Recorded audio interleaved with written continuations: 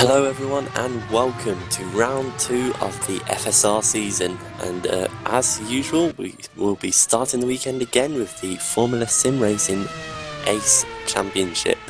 So before I get going, I'd just like to quickly apologise. We're a little bit late starting, but don't worry, you haven't missed anything as we've only just gone into Q1 right now. There's a few little server issues, but everything looks to be back up and running, so we're ready to go, and Q1 has literally just started.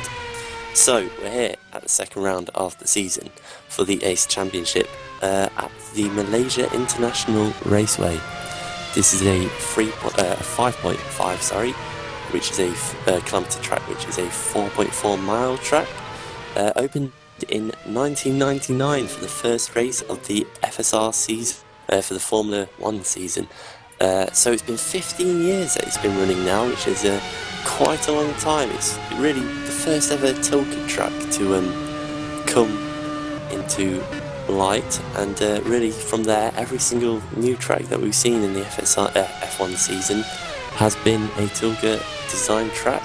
So this is really where it all began. It's a 15 corner track with the two distinctive straights on the pit straight and on the back straight, joined together by a hairpin, the final corner of the circuit, turn 15. And so it's a really great track to be able to get some overtaking in it, with a long winding infield as well to really test the drivers and work the tyres, which could be a main talking point of today, is how the tyres will hang on through some of these very long and fast left and right hand corners. So, just to update you, if you weren't around for the first race of the season, the first round a couple of weeks ago was in Bahrain, and the first of 2 races there, as the Ace Series has changed now to a 2-race season, 2-race format for each round, which I'll explain a little bit more detail later on. The first race was won by Mohammed Patel for Twister Racing, so Twister really picked up where they left off at the end of the last season, in what was formerly known as World Series instead of Ace. Patel won the first round of the season, closely followed by Jiri Toman for Precision Motorsports. So once again it's become a bit of a Twister versus Precision battle. Third place was also another Twister car of Marco Conti, followed by Positive Sim Racing's Johnny Simon. Just to round out of the top 10, we had 5th Carlos Martin, 6th Downkiss, 7th of Tarly, 8th of Norbert Leitner, 9th of Thomas Safely, and 10th of Martin Hodas. Leitner then took the win in the second race after starting on pole. So just to update you that the top 8 result from the first race is reversed, and that is the qualifying order, or starting order I should say, of the second race. So Norbert Leitner finished 8th in race 1, and he took pole for race 2 and went on to win the race. So it really does show that pole position and having that clean air does make a big difference in this series. It really will help you out. So it was a bit of a surprise and quite a good one as well to see Leitner take his first win, and a bit of a rare win for faster than speed, you could say. But anyway, I'll get talking about Q1 now. We are currently in at about halfway stage of Q1 here. It's a 10-minute session, of which the top 10 drivers, I believe, will then go on to qualify for the pole spot in Q2. So effectively you just get to be in the top 10 here, get yourself in, and then get ready to go for a pole shootout in the second session. So currently we have Carlos Martin leading the way for Crown 7 Netrex, with a 1:34.6. So it'll be interesting to see how that time really balances out over the Q2 sessions, or they'll be much faster than that going for the pole laps. Just behind him is Daniel Kiss, another Twister driver, who's recently moved up into the second tier of FSR, which was formerly known as World Series, and now it's known as Ace. So he's moved up from what is now known as the Pro Series after finishing runner-up to his Twister teammate of Ben Tusting in that series last year. Marco Conti's currently in 3rd for Twister as well. And then we've got Gennaro Shaliento in 4th, Martin Hodas in 5th for precision. It's Mundy in 6th. So a good showing by Thomas there, who of course we'll be hearing a lot more from tomorrow for the World Championship broadcast. Then we got Michi Hoyer in 7th, another FSR new guy. Marek Godek in 8th, Johnny Simon in 9th, and Jiri Toman currently on the bubble in 10th place. So the precision driver will definitely want to be getting into the top 10, as he did qualifying pole for the previous round in Bahrain. Would go on to finish 2nd in that race as well, so it'll be a bit of a shock if he wasn't to get into the top 10 here. It'll be interesting to see what he can do. Currently looking through, seeing if anyone's on a good lap. Just have a quick look at the live timing.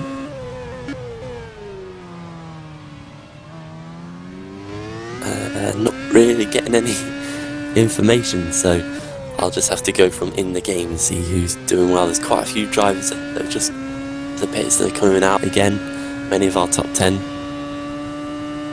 Yep, just confirmed that lifetime doesn't seem to be working, but many of our top 10 coming out of the pits now, so this is really for the final chance. We've really only got 1 lap, possibly 2 if you can get to the checkered flag. No, probably not enough time now. You've only got 1 flying lap that you can do if you're just coming out of the pits now. Martin's in the pits, Conti and Leitner, the top 3 are all in the pits at the moment. Daniel Kiss looks like he's just starting a lap. Now, no, he's just crossed the line to take provisional, well, pole position, but we're really mean pole position. He's taking the fastest time so far of a 1:34.3, so that's 0.3 of a second faster than Carlos Martin, so a very good lap there by Daniel Kiss. Just looking through the rest of the field, and Marek Godek is now on the bubble in 10th place. That means that Johnny Simon and Jiri Toman have dropped out of the top 10. They're in 12th and 13th respectively at the moment, but of course they're out on track right now, so they've definitely got a chance to be able to improve on their current time and get back into the top 10. As Marek Godek jumps into 4th place now, he's only 4/10 off Daniel Kiss's time, so that's a good lap by him. So he's looking much better now for getting into the top 10, so that's a good job there by Godek. Just look through the field now, Leitner seems to be on a lap. Savali's coming across the line. Is this to start a lap or is this to complete a lap? Looks like it's to start a lap, so he is on the lap, but pretty much everyone is out on track apart from Godek and Rasmus Tali at the moment.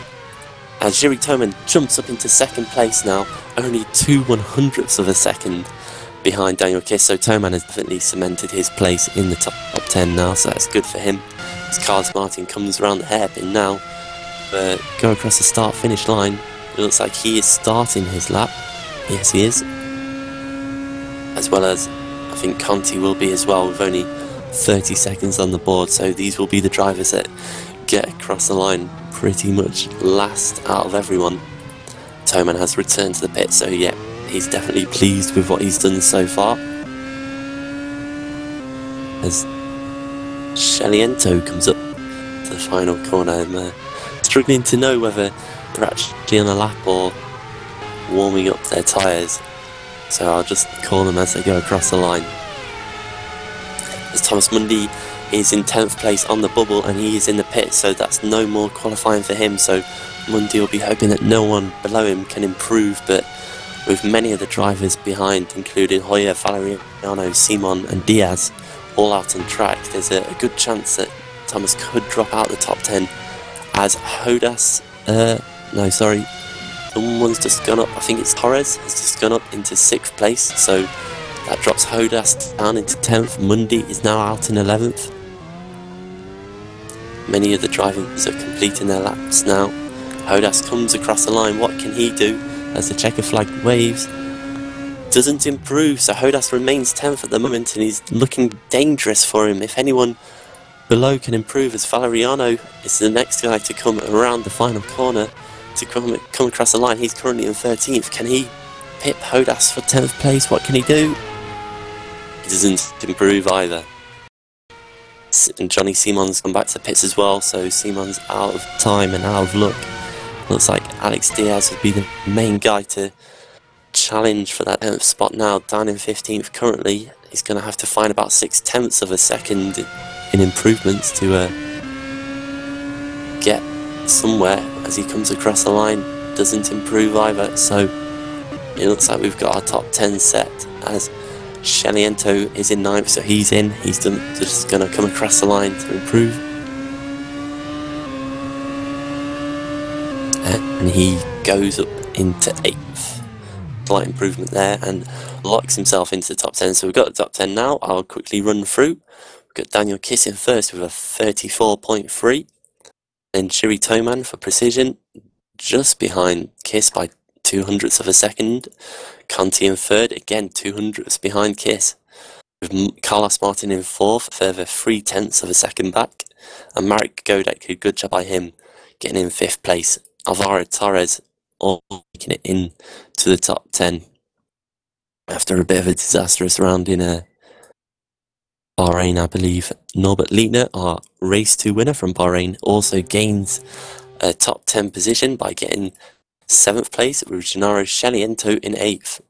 Then Thomas Savali and Martin Hodas just sneaking in there right at the end. All Precision Motorsports to get into the top 10 as well.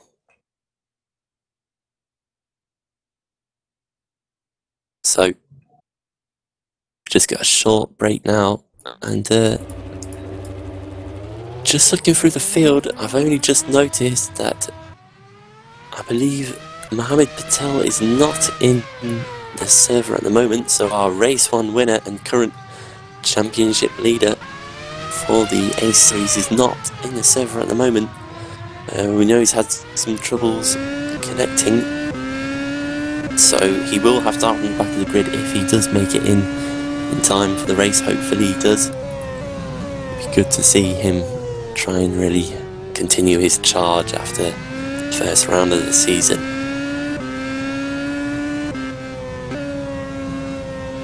So we go now into Q2. This is a 5-minute session, of which about a minute has already expired, so we're quickly getting through it. Basically, if you're not aware, the top 10 drivers that I just read through will now go in for a pole position shootout, and they only have 1 flying lap to go around the track, which they can do at any time they want to try and get position.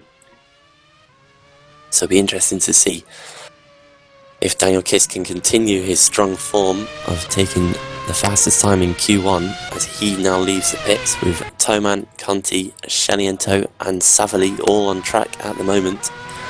About 5 cars out on the track. The other 5 currently still in the pits as Norbert Liebner also exits now, so he's going to go out on his warming up lap. So looking around, I believe Toman will be the first guy to go onto fast lap, so let's follow him round on board on his fast lap now. Can he go for pole position? He was very close in the first session, got pole in Q1 in Bahrain as well as he comes into the first turn. Just slightly wide of the apex there, not too bad. Again, looks a bit wide of the apex going through too as well, gets on the power well. Going up through the gears now through into 7th as well before we go into turn 4. Clips the apex there very nicely. Just looks a bit wobbly on exit, but fairly controlled. Coming through these fast left to right sweepers now into 7 and 8. A couple of downshifts into 4th. Gets back on the power before turn 8. Gets onto the straight now into quite a tricky turn 9.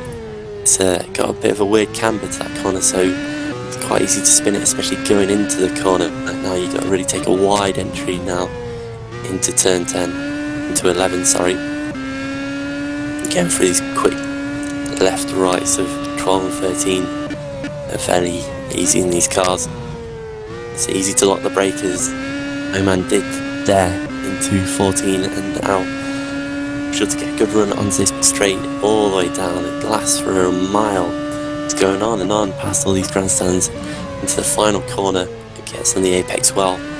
gets on the power, back through the gears, up towards the start finish line now. What can the time be? It's a 1:34.5, so that's a little bit slower than Q1, but maybe that's due to differences. And Conti goes second, just behind Toman, about 0.07 of a second behind him, so that's good from Conti for Twister Racing. We've also got Daniel Kiss and Marek Godek, Sheliento and Savali all on track, doing their times as well. But look, Daniel Kiss is now coming down into turn 9. Everything's looking okay so far. Let's have a look at his, can't see his sectors, so I don't know how well he's doing on this lap. So hopefully it's a good lap for him.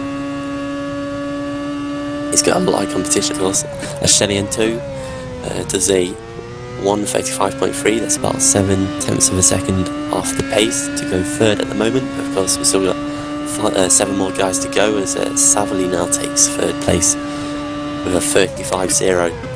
Kiss comes around the flat corner, still looking pretty decent on this lap. Ooh, a bit of oversteer and slide as he comes out of the corner. Let's see if that affects him. He comes across the line, but he takes pole position. Again, it's by 0.02 of a second faster than Toman, so there's hardly anything in it in between those two. That's an absolutely fantastic lap by Kiss. I'm sure he knew what he had to beat, so the pressure was on, and that's a great provisional pole for Kiss. And it'll be interesting now to see if anyone can beat him. We've had most of the top guys from Q1 go out already and set their benchmark times. We've still got Carlos Martin, Godek, who's coming around the final corner across the line now. What can Godek do? He goes 4th fastest, only 0.2 off the pace, so that's good by Godek. He gets 4th place at the moment. Carlos Martin coming down into the final corner as well now for Crown 7 net wreck. So how's Martin's lap in? Can he set a good time? Can he get himself possibly into the top few spaces on the grid? And he goes fastest! Unbelievable, a fantastic lap. I don't think he believes it himself. He looks absolutely ecstatic as Torres now goes fastest for Crown 7 and beats Martin just after he took pole. So Martin must be feeling a bit bittersweet at the moment, must be elated to have beaten Daniel Kiss, but his own teammate Torres has managed to lock out the pole position. So currently it's a Crown 7 Netrex 1-2 as Martin Hodas comes around the final corner for Precision Motorsports. What can he do? He only goes 8th fastest, just in front of Sheliento, about 0.6 off pace, and Norbert Lietner has not completed his lap, so he'll be starting from 10th place, the last of the 10 runners. But what can you say? A bit of a turn up for the books. The 2 Crown 7 Netrec boys of Alvaro Torres and Carlos Martin have taken 1st and 2nd in this round, in this qualifying session here. So that's a really fantastic job by the 2 guys there. I personally can admit that I didn't see that coming. I thought it was going to be between Precision and Twister, mainly between Kiss and Toman for that pole, but to see the 2 Crown 7 Netrix drivers coming to the front there only by about 0.07 of a second, so there's really hardly anything in it between the top 5 drivers, you would say, in that first session. So it's very closely spaced here, and it should prove for a fantastic race with a lot of drivers who could win this race. It's still very much a turn up for who can do well. Now go on into the warm-up session, 10-minute warm-up just for the drivers to get used to race fuel and everything before the race. So I'll quickly just run through that top 10 again. We've got Alvaro Torres and Carlos Martin, 1st and 2nd for Crown 7 Netrex Racing. And then we've got Daniel Kiss in 3rd and Jiri Toman in 4th. Both looking like the favourites for a pole, but they're going to have to settle for the 2nd row of the grid. Conti in 5th and Godek in 6th. And then Thomas Savali and Martin Hodas in 7th and 8th. And then rounding out that top 10 was Gennaro Sheliento and Norbert Lietner, who did not set a time. So as I say, we're now into the warm-up session. I don't know if it will be a full 10 minutes, as of course we are a little bit late running. We should have started the race about 15 minutes ago if everything had been on time. But at the moment it's looking pretty good for a lot of the drivers out there.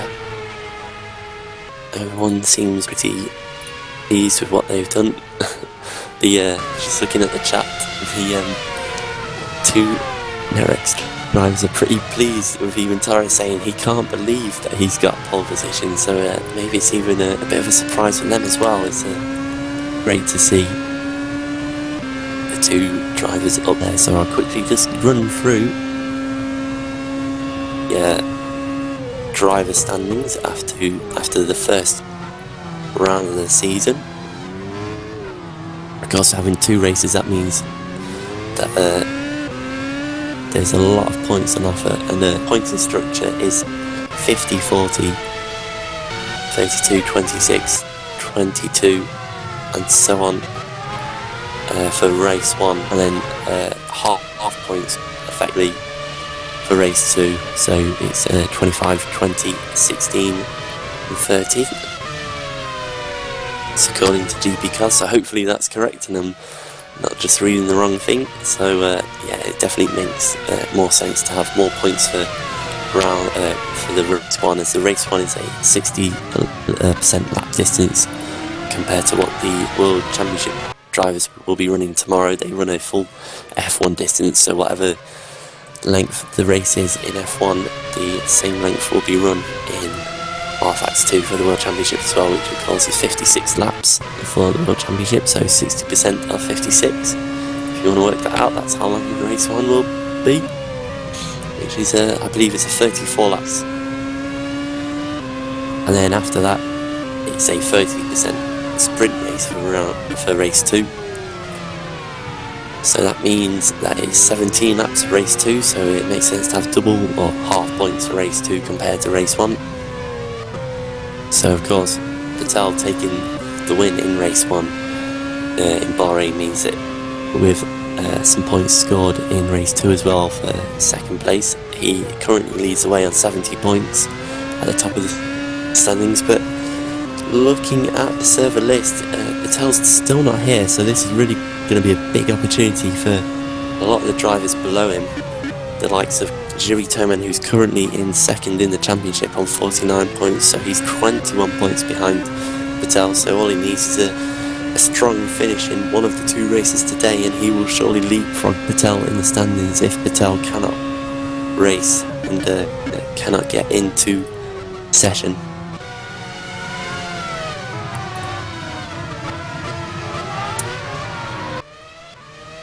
Just looking at the rest of the standings then, we've got in third place we've got Marco Conti in third place on 45 points.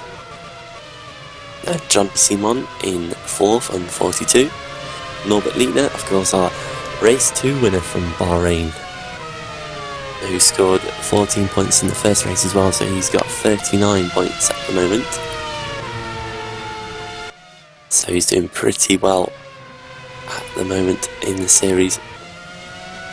Carlos Martins is 6th on 29 points. Rasmus Tali, who will be starting from the back today, so it'll be interesting to see how Tali can charge through the field and make some places up. He's on 24 points. Thomas Severly on 23. Daniel Kiss on 18 points, who had a no score in the second race, so he retired obviously from the second race in Bahrain. And Alvaro Torres, who is our pole sitter for today, on 10 points. And in case you don't know who Alvaro Torres is, he came into the World Trophy round championship midway through last season, what's known as the Pros Championship now, and he really kind of dominated quite a few of the races that he entered. He soon got pole positions and race wins, and at one point it was looking like he could actually win the championship, even only from competing in a halfway of the season. I can't remember which round it was. I think it was Nürburgring that he first entered Yes, it was Nürburgring. It was his first round of the season, and he got a podium result in that round, and then went on to win 4 of the next 6 Grand Prix. So that was a pretty impressive run by Torres, really the outstanding driver in the second half of that season, but then a few bad results at the end of the season in Abu Dhabi and Interlagos would mean that he wouldn't be able to get the championship, which was a bit of a long shot, but it was still a definite possibility if he did manage to continue on his win streak. So it's no surprise that Torres is a very fast driver as he's now moved up to the Ace Series. As we're just getting reported, Daniel Kiss crashed onto pit entry, so it looks like he's done a Maldonado perhaps and just gone the wrong way, or just got too hot going in. It's one of the weirder pit entries of the season. It's you coming around turn 15, the final hairpin corner, and you basically have to run wide and go straight off the track like you've carried too much speed to go into the pit lane. As some of the drivers are re-entering the server now, so we're up to 25 drivers out of a possible 26. Of course, we're still missing Mohammed Patel, who here might be joining the server. I haven't seen any sign of him yet, unless I'm blind and not seen someone down on the list. So it will be a real shame if he can't make it, especially as it will be fantastic to see him, as well as Tali as well, coming through the field from the back of the grid. So currently in the warm-up, we've got Torres up front again. So it looking like he has got some good race pace on him as well. And Marco Conti in second, also very close in terms of that time. Pretty much everyone who did well in qualifying is up there at the moment in warm-up, with the likes of Kiss and Martin as well. And Tundi not putting in too bad times as well in 5th place, so it'll be interesting to see if he can improve on his qualifying times. As Mohammed Patel has now entered the server, as Joa Gabriel leaves, and oh no, Patel has left the server, so whatever problems he's got, they still seem to be affecting him. It does not look good for our championship leader at the moment.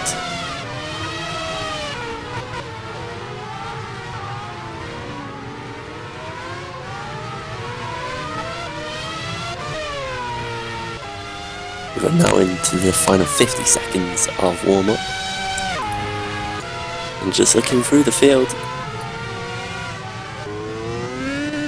everyone's fairly where you expect them to be in terms of race pace, although Toman hasn't really set any quick time, so maybe he's just hiding his pace ready for the race. Of course, Toman one of many new guys to the series this year, who did actually compete in the Winter Series that was held in a slightly different formula, using the Formula 2 cars during the winter.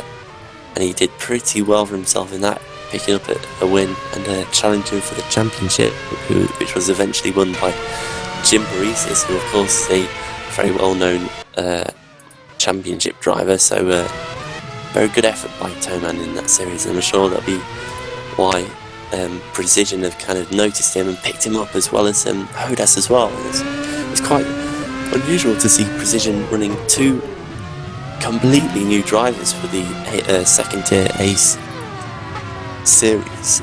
They often pick up drivers who have been in the series before, perhaps from another team or one of their sister teams. Of course, they're not running a sister team this year. There's only one team in the championship.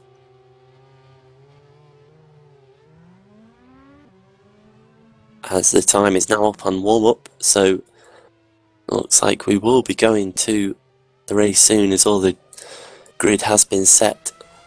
Everyone's lined up, and unfortunately there's no sign of Mohammed Patel, so unless something happens in the next couple of seconds, it looks like we'll be with a 25-man grid today, and our championship leader will have to sit on the sidelines and just hope he doesn't lose out to his rivals in terms of points.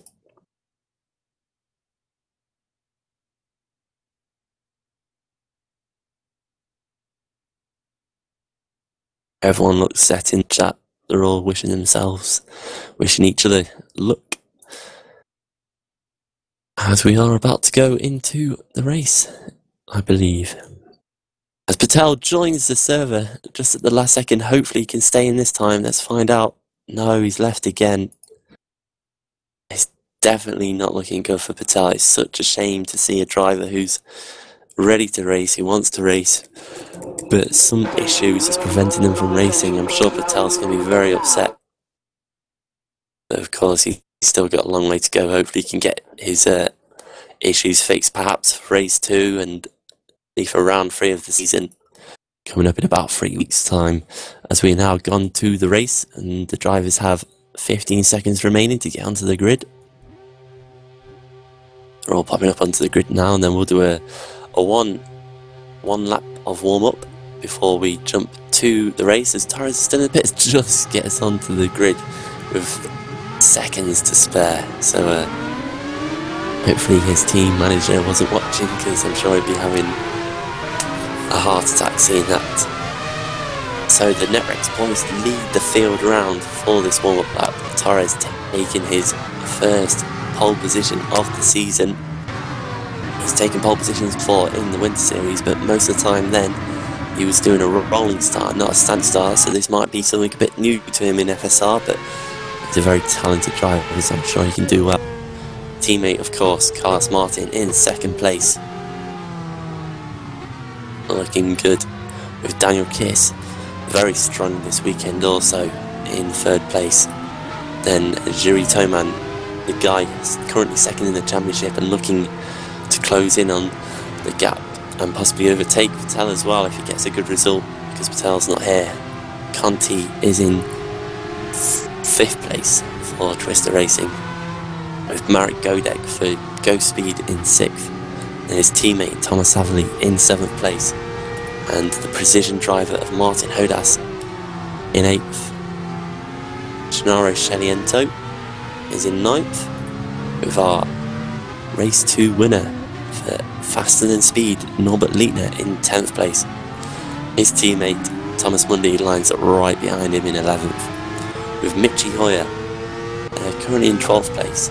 To know which team he runs for. He runs for the Venus Project Racing, and he's another new guy to the series this year, with Giordano Valeriano, who was a Twister driver last year, of course, ran in the Pro Series, as it now is called, the 3rd tier of FSR. So he's moved up into the A Series now, and he's running for Avid Chronic Racing, the blue team.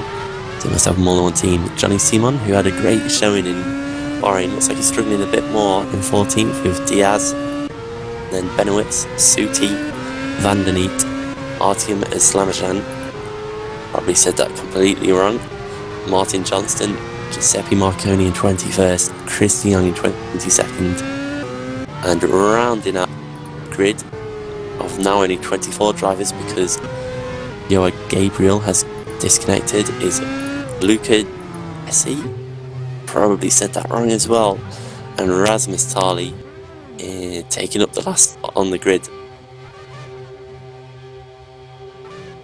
So all the drivers are lined up now, and everyone's ready to go. We should have the lights any second for this race 1 of round 2 at Malaysia. It's a very long wait. Here we go, the lights are on. We got 2, 3, 4 lights, and we're going Malaysia. Everyone gets a good start, especially Alvaro Torres. Carlos Martin holds on to 2nd at the moment. Jiri Toman just goes side by side. Carlos Martin's moved in behind Torres, and Torres is going to lead into 1, and there's contact between Godek and Toman. They've been spun around, there's cars off everywhere. We've got Godek, and it looks like Marco Conti and Oshamas Jan has unfortunately gone into Conti as well, and Norbert Lietner, a race 2 winner, has gone round as well. There's someone else off in 2 and 3. There's quite a few cars. Giuseppe Marconi, I can see Danny Van den Eet. Quite a few drivers struggling, but it looks like everyone's got back going again. So no one's out of the race so far, but quite a bit of damage as we can see at the front that Torres leads from his Nerex teammate by nearly a second already, past Martin. And then Daniel Kiss in third, Toman in fourth, so it looks like he's managed to recover from that contact with Godek, who seemed to slide and lock his brakes going into one, so Toman looks to be okay at the moment, hopefully not too much damage for him. Odas in fifth, Mitchie Hoyer doing a fantastic job already up into sixth, and Johnny Simon, he was in 14th I believe, but he's had to let a few guys pass. He dropped back down to 9th now, so maybe a bit of trouble for him, as Savali and Suti have just come past, and Giordano Valeriano rounds out the top 10 at the moment.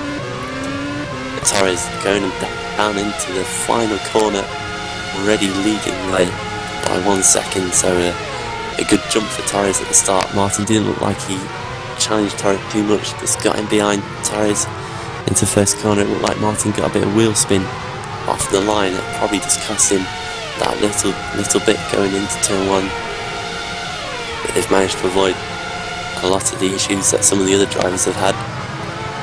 As now Mundy looks at the inside of Valeriano for 10th place, so Mundy has taken 10th, but he runs a bit wide into 1.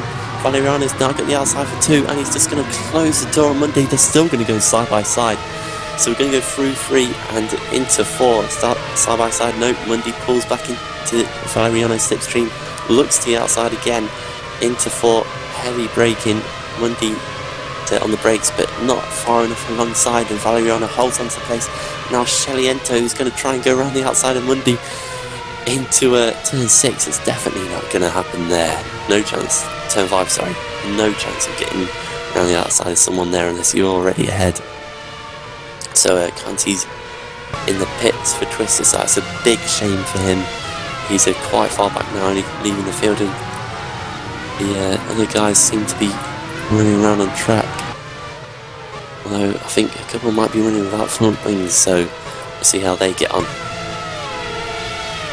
But at the moment, Torres still leads from Martin, and both drivers have really started to pull away from Daniel Kiss here. Daniel Kiss is falling back a little bit, and Toman's looking a bit closer to Kiss more than anyone else, so perhaps Toman has got a chance taking 3rd place. Odas, great start by him, 2nd of the precision cars, up into 5th, but he's fallen back off Toman as well. The Hoyer's looking closer to him, but definitely Kiss seems to be struggling at the start of this race so far. I'm just wondering if he's on different tyres to other drivers.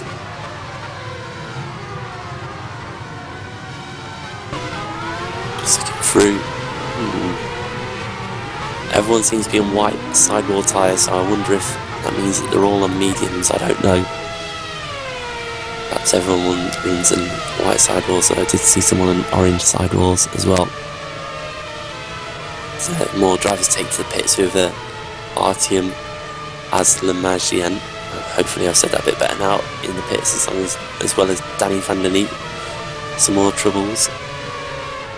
As Mundy has dropped back into 13th, and apparently he's had contact with Gennaro Sheliento, so Mundy's moved back. He hasn't lost any wings, it doesn't appear. So perhaps he's just lost a little bit of time, but should be able to continue on. As Sheliento is coming under a bit of pressure from Diaz instead now.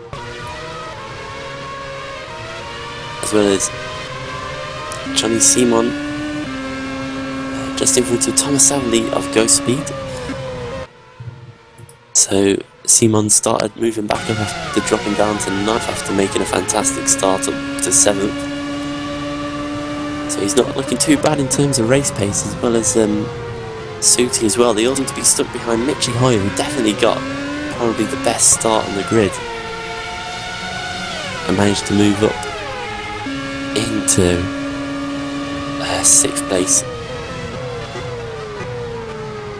So looking now into turn 1, Hoyer revs Suti all over the back of him. It doesn't really seem to be any way past into 1 and 2 there, as Suti wasn't quite close enough.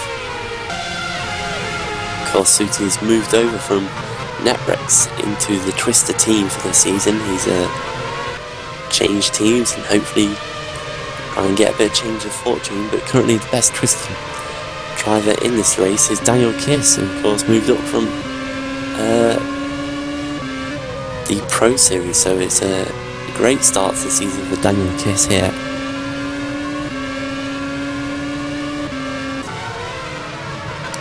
It really looks like the closest battle on track at the moment is between Hoyer, Suti, Simon and Savali, all for 6th, 7th, 8th and 9th, and of course you have to remember that to be able to get pole position for race 2 you need to finish in 8th place, and that's where the reverse grid comes from. So currently Savali would be out of that, but of course there's a long way to go yet. Still another 30 laps to go in this race, so plenty can happen. So I'm sure we'll see quite a few pit stops as well. To go around the final corner, and to be fair to Hoyer, he's pulled a little bit of a gap now on Suti, and Suti's looking like he's more under attack from Simon going into turn 1, but they are a little bit too spread out. The DRS, I believe, should be activated now. We have DRS in FSR this year, and I believe they're the 2013 rules for F1 DRS usage, so that should be DRS into turn 15 down the back straight, and on the pit straight as well into turn 1. So they're going to be the two main overtaking positions in the grid. As we've got quite a bit of movement, it seems Mundy's going a bit slow, and what's happened to Sheliento? Sheliento's spun round and he's gone backwards, so let's see what happened there. He was battling with his teammate Diaz going into turn 3, and oh, he just tried to come across Diaz, accelerating out of 2 through 3. Really, he should have left more room for Diaz there. There was contact between the two, and unfortunately Mundy got caught up in it as well. So that's really cost Diaz, Sheliento and Mundy, all of them there. And who was the main benefactor? It looks like it was Marek Godek of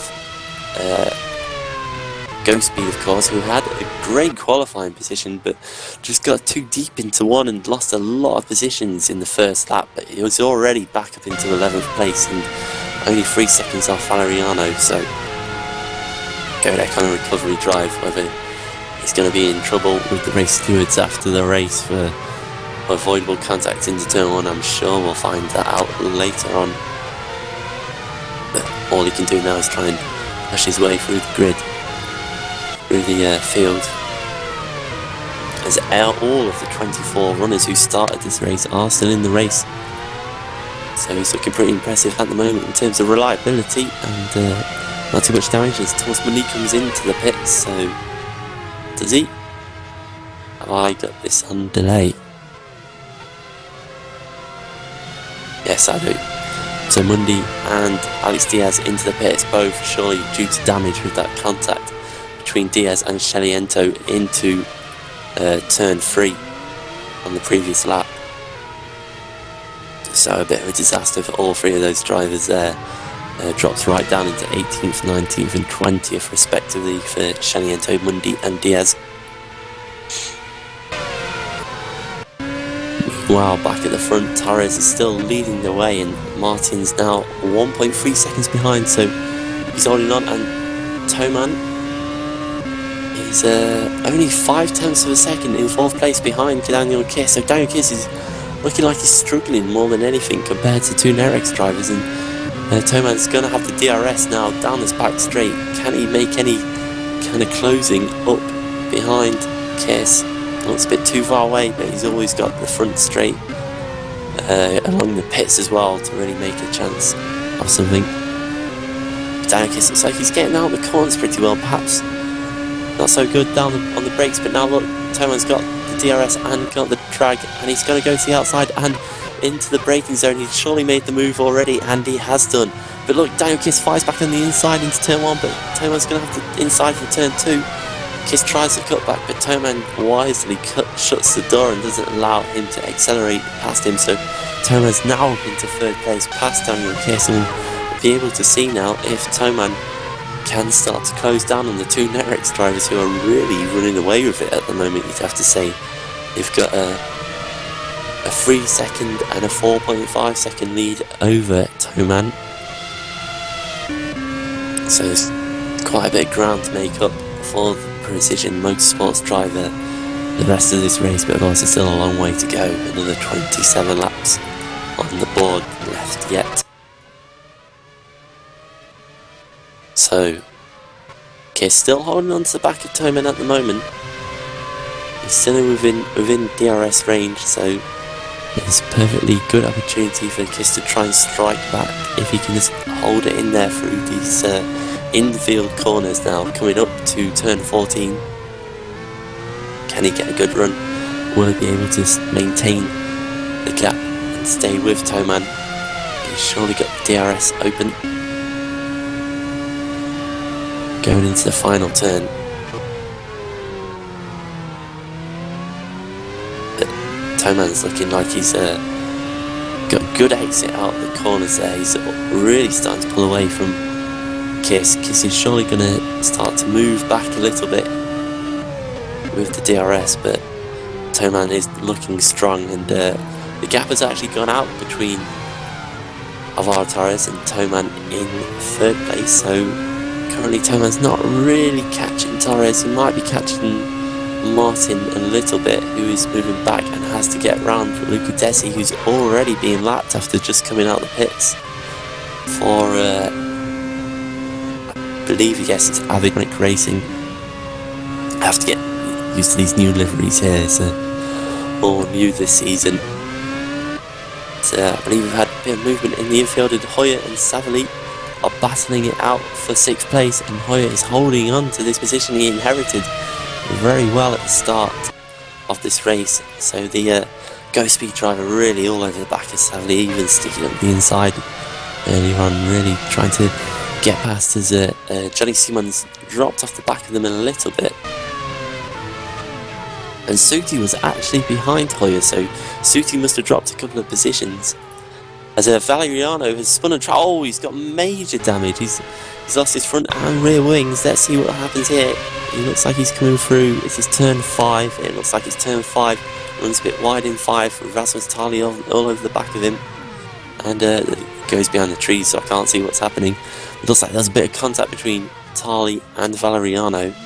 Let's see if I can just go on board and see what happens. Runs a bit wide. Oh, just the slightest of contacts there. Tali just nudged him on the back through 6, and it just enough to spin the car around. And Valeriano just continued on into the gravel trap, rejoins the track. What's going to happen here? Oh, there's contact. Who's that?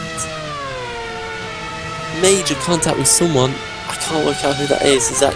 It's David Benowitz, who's also out of the race. He went flying around upside down, lost his front wing, and unfortunately both him and Valeriano's had to retire with suspension damage, so you could say that Valeriano was a bit dangerous coming back onto the track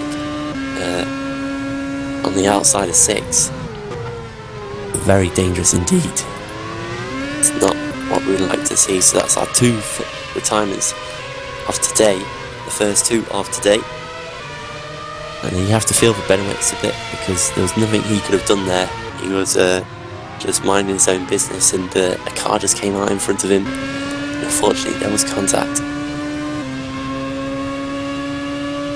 So just looking now as Luca Desi's just getting out of the way of everyone. As we're now looking at the battle for 14th place.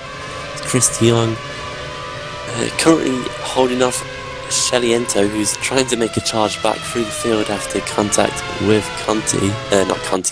Alex Diaz. I believe, if I'm not mistaken, Diaz is a positive sim racing driver, and I'm just looking for... who's that going around? It looks like, was that Johnston that's going around, and Sheliento just had to get out of the way. I didn't quite catch that. What did I see? Yeah, this comes in. Johnston spun around, and Thomas Mundy's now DNF'd. So what's happened to him? Oh, he's just gone into Johnston. He's taken the inside, and Johnston's starting to move off, and there's nowhere for Mundy to go there. Johnston shouldn't have been moving when traffic was coming along, and unfortunately that's the end of Mundy's race now. So a few strange crashes and a bit of unsafe driving in terms of moving around onto the track after spinning, and competitors just not being able to avoid it. So that's unfortunately Mundy out of the race as Giuseppe Marconi enters the pits. As Jiri Toman's taking second. What's happened to Torres? Torres looks like he's pitted. Maybe. Let's just go back and have a look. Yeah, Torres just came into the pits, so perhaps he's changed tyres? Perhaps this is a tyre change? Did he have soft tyres on and had to change tyres because he's already got tyre wear? It seems a bit odd to be pitting this early on, especially as he was leading, and leading very strongly as well. It's a interesting choice there, but anyway, Alvaro Torres starting to come back through. He's 18 seconds off the lead of his teammate here as Cars Mark in pits as well, so yeah, this must be Netrex's strategy, definitely on the softer tyres.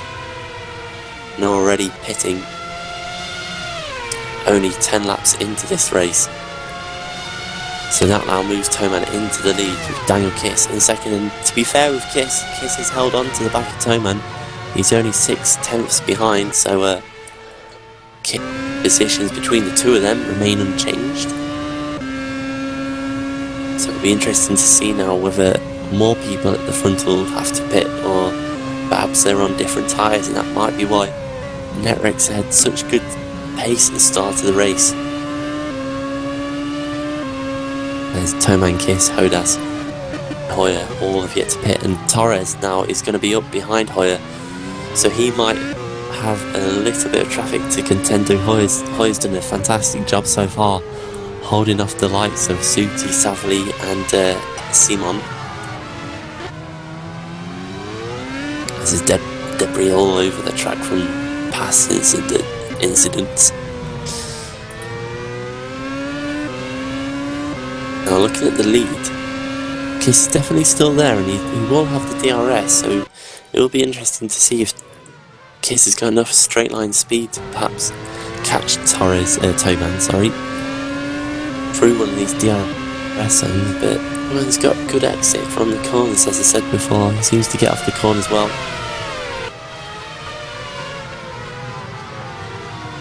And the gap remains unchanged, as Torres has now found a way past Hoyer, so that was important for Torres to dispatch Hoyer early on, get past him and get on with his race. He doesn't want to be held up and lose time to the guys in front of him, as he's currently 14 seconds behind Toman, our new race leader at the moment. Suti now comes into the pits with Twister Racing, and yeah, the tyres have changed for him. The colour, of tyres have gone from white sidewalls to orange sidewalls, so maybe someone could let me know. Perhaps that means that he's on a different compound, perhaps the harder of the two compounds.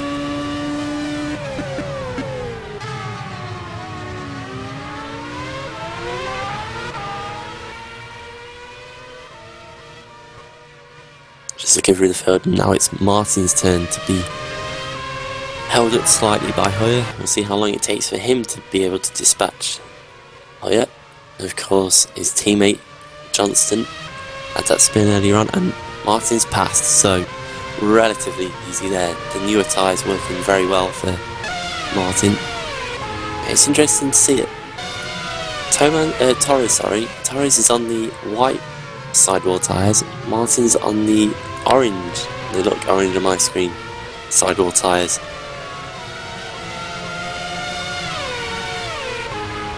So perhaps they're on different strategies from each other now.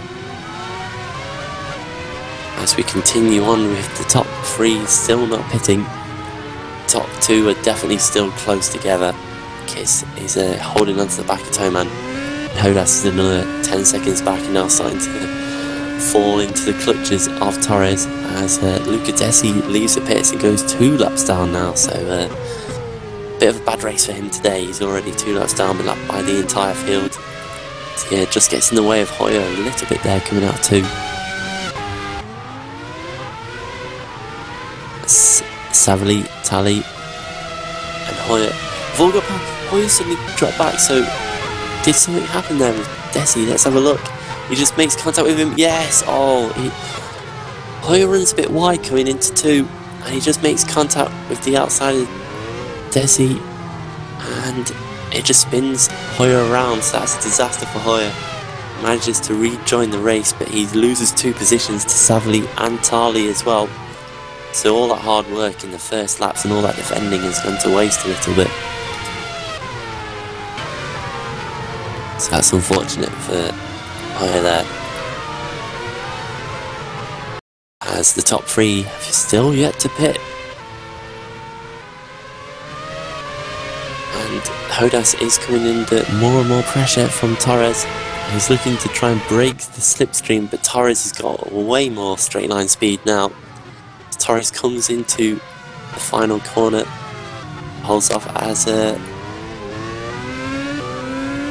Tali is also all over the back of Savali, coming down into the final corner as well, so he's got the DRS open, but he can't find a way past at the moment. Torres has made his way past Hodas now into turn 1, so that's Torres dispatching more of the traffic as Savali holds off Tali into turn 1 as well. As Hoyer now enters the pit lane, so after that spin he's decided to fix his tyres as Luca Desi pits again. This must be for about the fourth time today, I reckon. So hopefully Hoyer doesn't make any more contact with him, because otherwise he won't be happy at all. So the 2 leaders still about 10 seconds ahead of Torres, so Torres is definitely closing the gap on the top 2 as Tali is all over the back of Savali now. Can he make a move up into one of the least likely areas, but he's gone up the inside and just slid out, got in front of Savali. That's a fantastic move for Tali, so Tali's now up into 6th place, and that's quite remarkable considering he started all the way at the back. I believe he was in the 25th grid spot, even though there's only 24 drivers, as of course someone dropped out, I've forgotten who it was now, on the start, on the warm-up lap.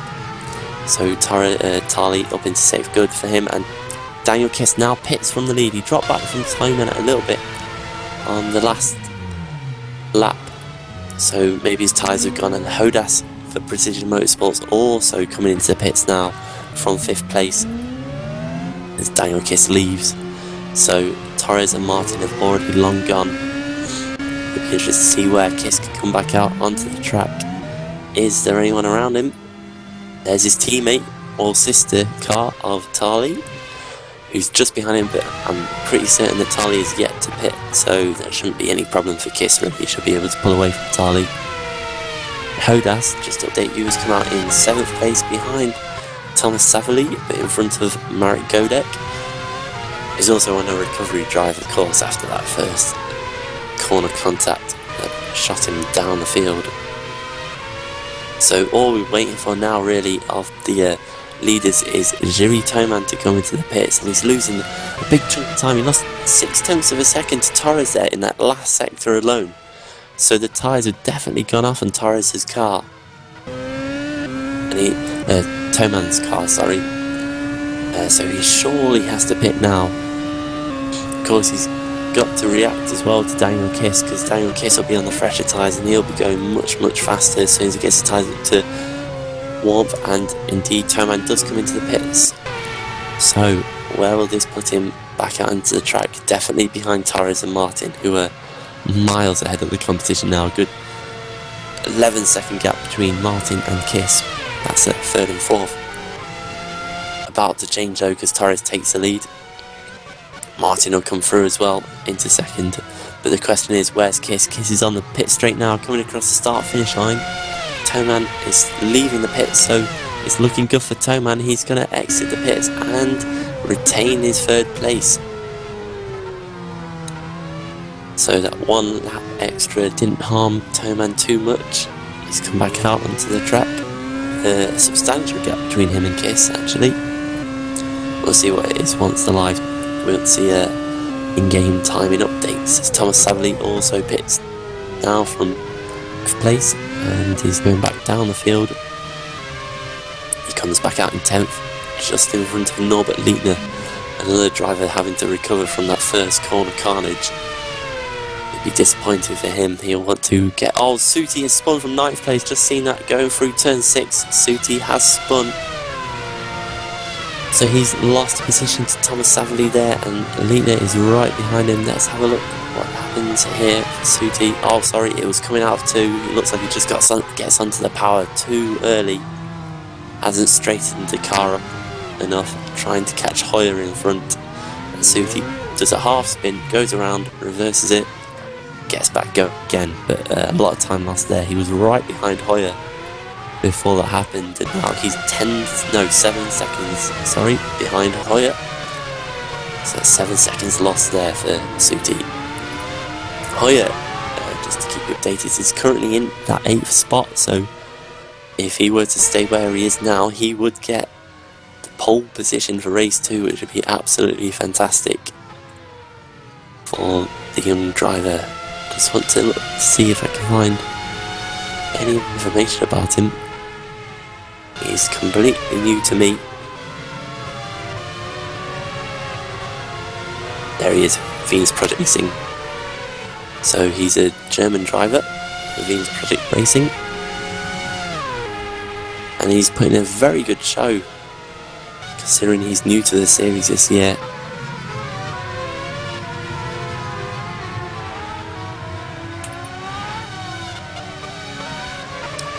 Right, just getting an update that the 2 compounds of tyres are orange for hard and white for medium. So white is the softer of the 2 compounds, but it's the hard tyre for this race. So that means that if you see anyone on the white wall sidewall tyres, as Alina's got Suti all over the back of him, Suti's surely on the better tyres, you have to think, but he just gets a bit loose coming through full there, trying to get on the power. So yeah, you can see that Suti's on the orange sidewall tyres, which are the harder of the 2 compounds, but they should last longer. Suti just runs off the track there, coming out of 6. We go through 7 and 8. He's got to make all that time up on Liebner again. He's looking a bit flustered and a bit frustrated with himself here. Probably going to have to spend in a lot of the race behind Hoyer, not being able to get past it. He nearly loses it again. Oh, Suti's on the edge here. I wonder if he's actually on old tyres, or he's just slid them too much, locked his brakes up too much and destroyed the tyres, overheated them. Because tyres really do play a big part here. Rasmus Harley pits from 5th place now, so he comes in. He was on the harder of the 2 compounds. Let's see what he switches onto. He goes onto the medium, so he's going to be on the faster of the 2 tyres now.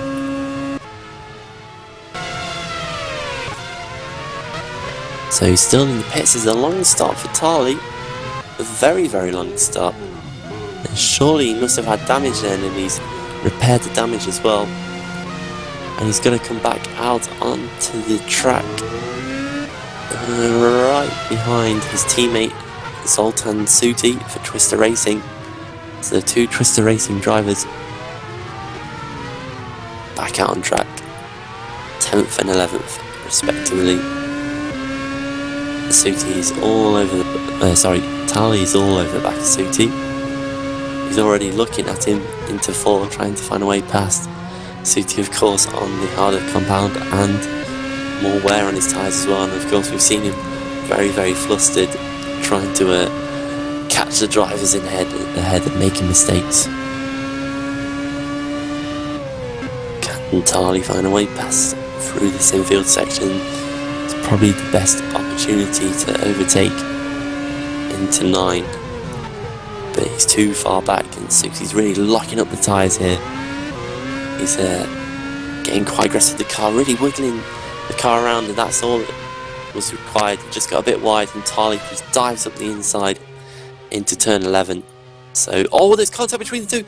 I've just switched away, and the 2 teammates from Twister Racing have crashed. What's gone on here? Let's have a look. Suti, of course, just gets a bit ragged in 10. Lets Tarley through into 11, does he? Tarley gets past, but then just comes out wide, just clips his contact. He's not really left enough room for Suti there. There's contact between the 2. And both Suti and Tarley have gone around into the wall, so That's a disaster for Twister Racing.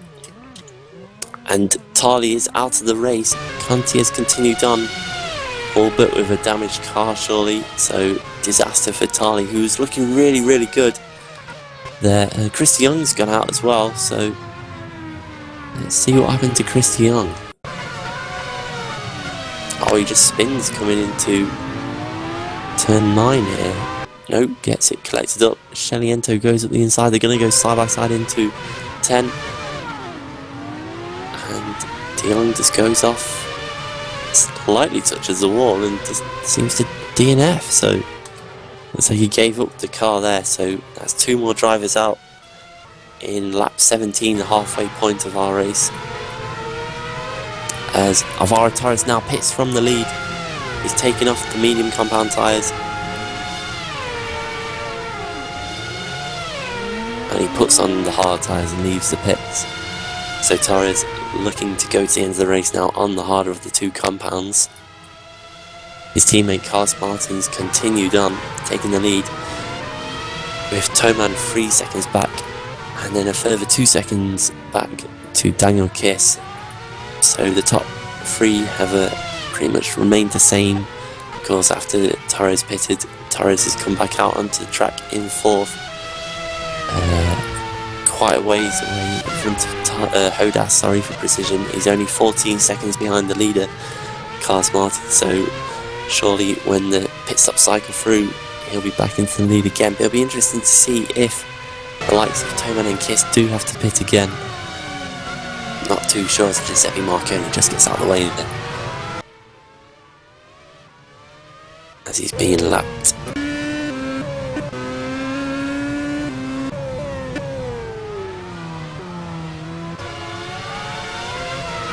So we only have 17 drivers left in this race. There's only 14 cars on the lead lap.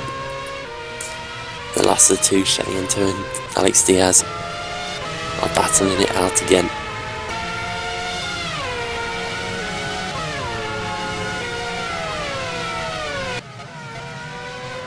So interestingly enough, Gennaro Sheliento races for Napo-Loton Racing. Never heard of that before. As Carlos Martin pits now from the lead.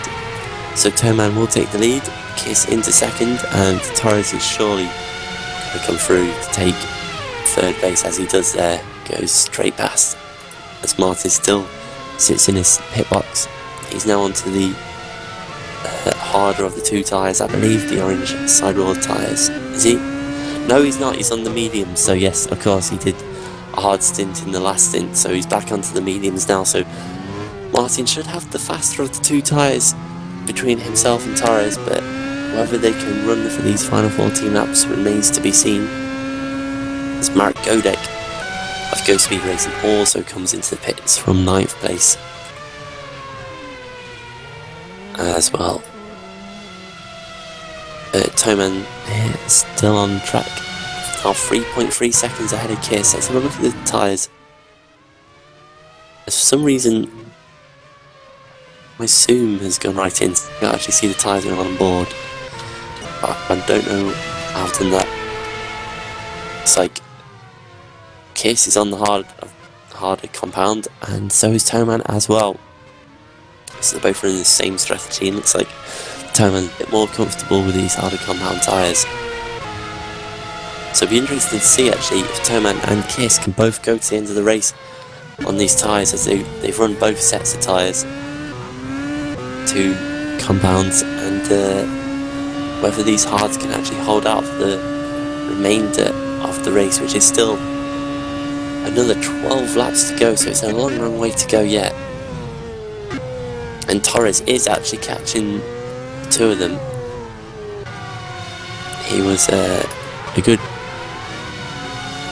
13 seconds behind, but I believe he's now down to 9 seconds behind, so Torres is looking the faster of these drivers at sea. On the last lap he did a 37.1, Kiss did a 38.9, and Toman did a 38.3, so he's about a second to 2 seconds faster than the top 2. So before the end of the race, Toman Torres should catch the top 2, as long as his pace continues as it is at the moment.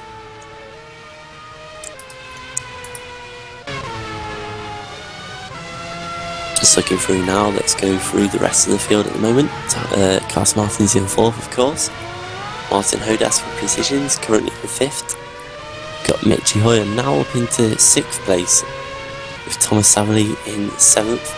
Norbert Lietner, who finished 8th, of course, in the first race at Bahrain, is currently in 8th place at the moment as well. So can Lietner somehow recover from that first lap carnage and gain another pole position and potentially a win into race 2? But I have a feeling that he might have to pit again. He's on the harder tyre, so maybe he can run these until the end. He's got a 14-second gap between him and the 9th place Ghost Speed driver of Marek Godek, with Johnny Simon rounding out the top 10 in 10th place for Positive Sim Racing.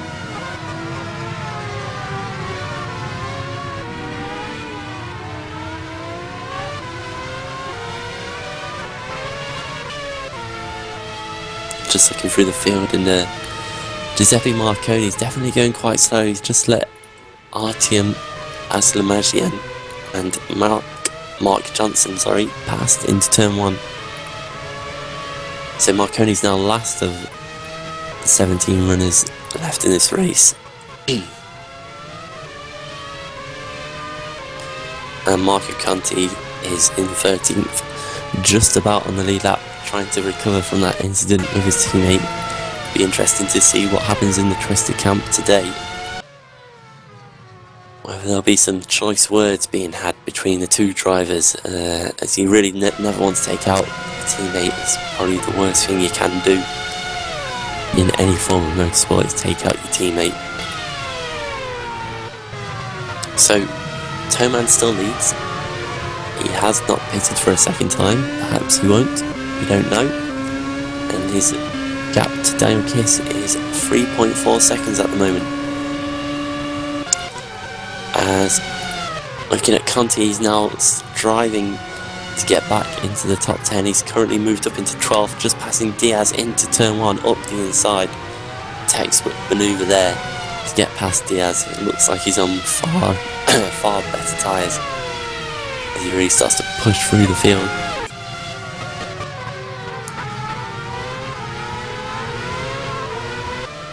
Kosuti, his Twisted teammate, currently in 11th, just ahead of him. Of course, it was Suti and Tali that crashed up, Conti and Tali. So got that wrong. Too many C's in one team.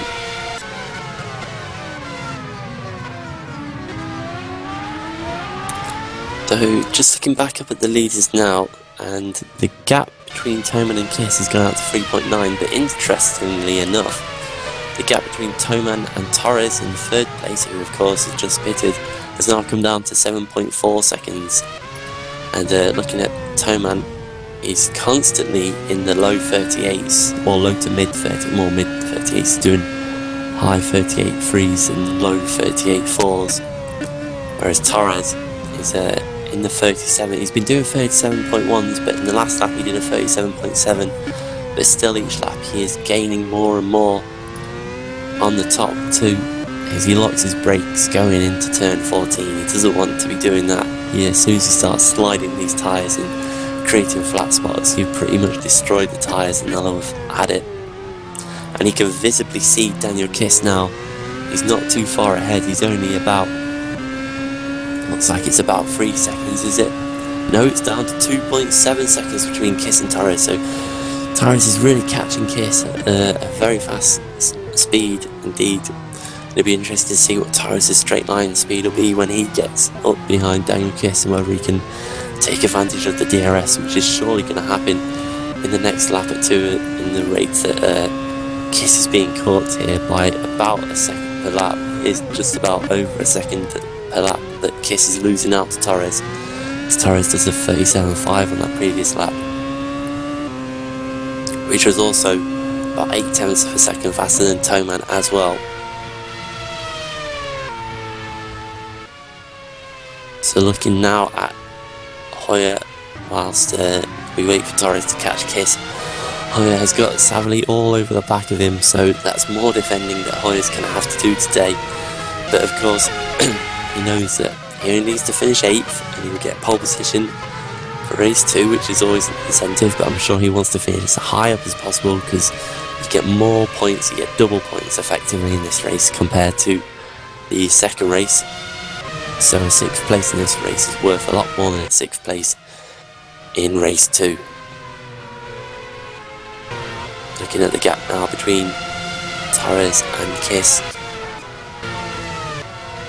I think that's 6, so it's about 2.4 seconds at the moment as he's going to come across the line. And Kiss is going to have to battle with, oh no, Shaliento has pitted, so he's out the way. And the gap is now down to 2 seconds. Torres does a 37.8, Kiss does a 38.4, and Toman does a 38.2. So Torres is still catching up the top 2, and Toman will surely be hoping that Kiss can hold off Torres for as long as possible. As Savali now all over the back of Hoyer, coming down into the final corner. He's got the DRS advantage, but can he make it stick? He's going to have to get a good run and exit onto the pit straight into turn 1. DRS will now be open. Can he make the ground up?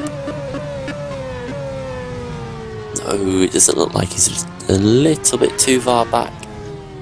So Hoyer's car definitely seems to be good in a straight line, and he's very competent out of the corners as well. He's able to keep a gap between the guy, himself, and the guy behind him, which is vital for defending. As Norbert Lietner has definitely pitted from 8th because he's dropped back to 9th, and he's 9 seconds behind Godek. So the fight for that lucrative 8th spot could heat up in the last few laps, as Godek is surely going to fall back into the clutches of Lietner, who's on far better tyres. The gap has only come down a little bit, down to 1.8 between Kiss and Torres now for 2nd and 3rd. So can Kiss be caught? How fast will he be caught? As Torres' tyres seem to be going off a little bit. He's done a 37.9, so he's in the high 37s now. And Kiss is still in the low 38, so the lap times are starting to converge between the two, and Torres is starting to run out of tyres perhaps. Which is surprising because they're all on the hard compound tyres. So Torres shouldn't really be struggling compared to Kiss. You'd think he'd still be setting far better lap times than Kiss. But he's only catching him by about 0.3 of a second now per lap, instead of the 0.7 it was only a couple of laps ago.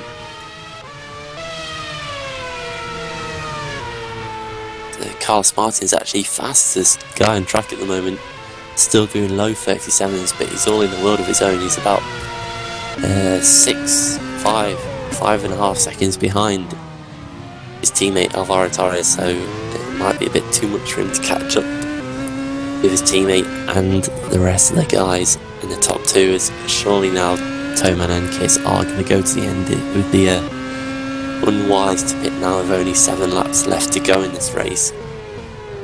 You're not going to gain any advantage from pitting, you're not going to be able to make the time up, even if you do go on the softer of the 2 compound tyres. Just to update you on 6th place, Hoyer and Savali are still holding ground. There's still a 5-second gap between the 2. So there isn't really that much catching up between the 2 drivers. Savali's not really able to get right into the back of Hoyer, perhaps struggling in the dirty air through this infield section.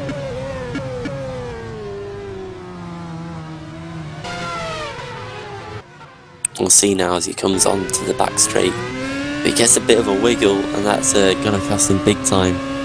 Down straight, he's going to lose all the momentum.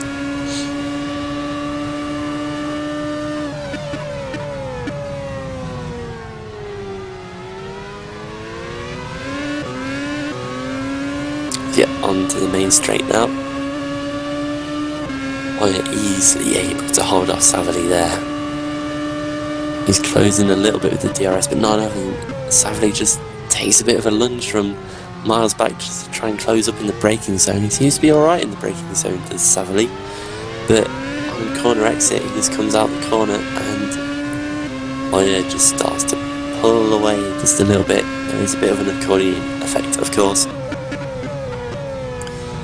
as now between the top two, second and third, of course, Daniel Kiss now only 9/10 of a second in front of Torres.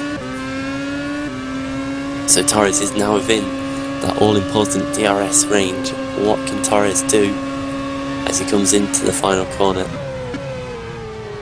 Has he made up any ground using the DRS? Oh, as he gets a bit loose, a bit sideways, gets the opposite lock on coming out the final corner. So I think Torres' tyres are really screaming now, as he's only 7/10 of a second behind and closing a little bit with the DRS. Then really closes up under braking, as Kiss is starting to drop off Toman as well. So Kiss looks like he's struggling the most out of the top 3 drivers here. Toman is definitely getting closer. He's having a...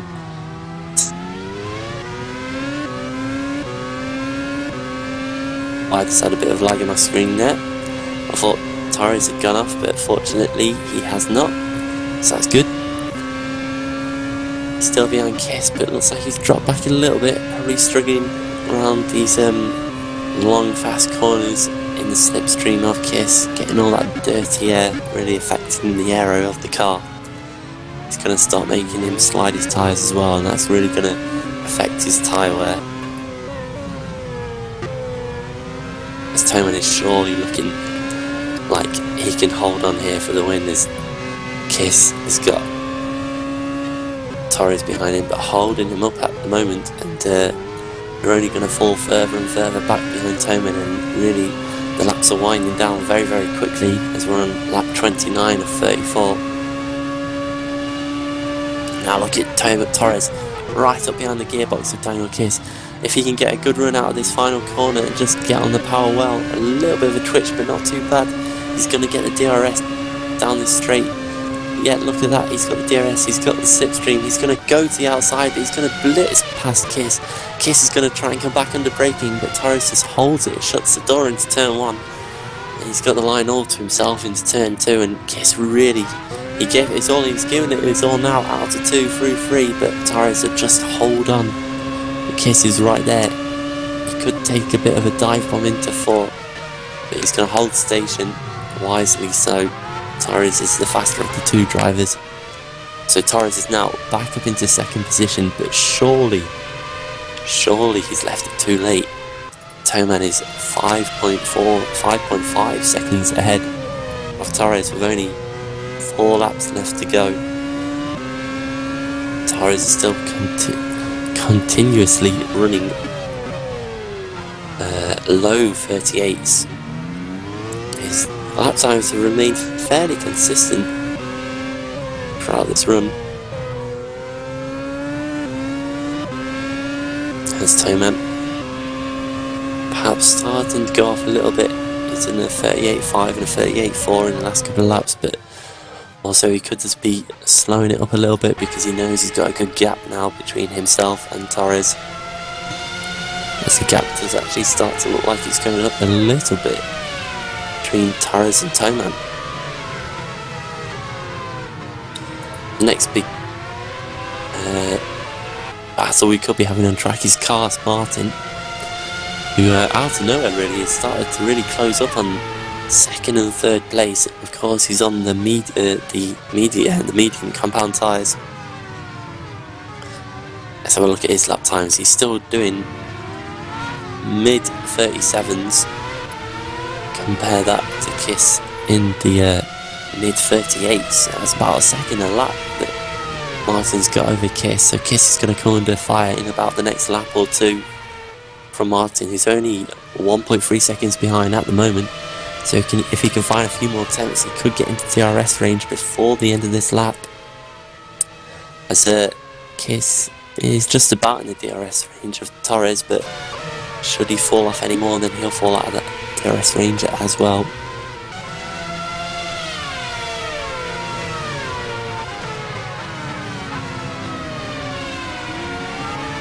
as the gap is definitely starting to drop between the two, and now Martin is within a second of Kiss, but of course Kiss is within a second still of Torres. So that's not really going to help Martin, but it's not really going to help Torres either, because this will allow Martin to close up onto the back of Kiss and potentially Torres as well. So before the end of this race there could be a couple of position changes depending on if Martin can clear Kiss fast enough once he's caught him. As Kiss really isn't falling off the back of Torres, so perhaps Torres has used up all of his tyres catching Kiss and overtaking him. Let's look at Torres' lap time. Torres' lap times. He's doing the high 38s now, so he's really dropped off the pace. So Kiss and Martin are all there. Of course, that's a very good point pointed out by our cameraman Jaakko Mikkonen, that Torres could be slowing off just enough to hold up Kiss, but surely you wouldn't want to do that to give Kiss a bit of straight line speed with DRS down the straights.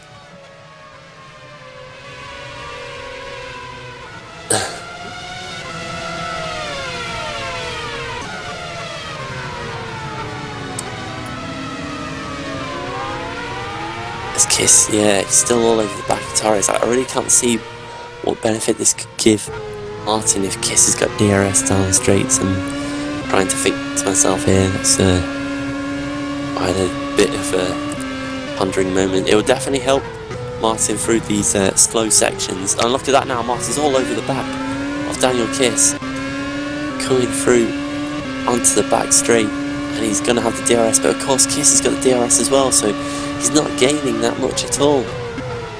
Torres is still there.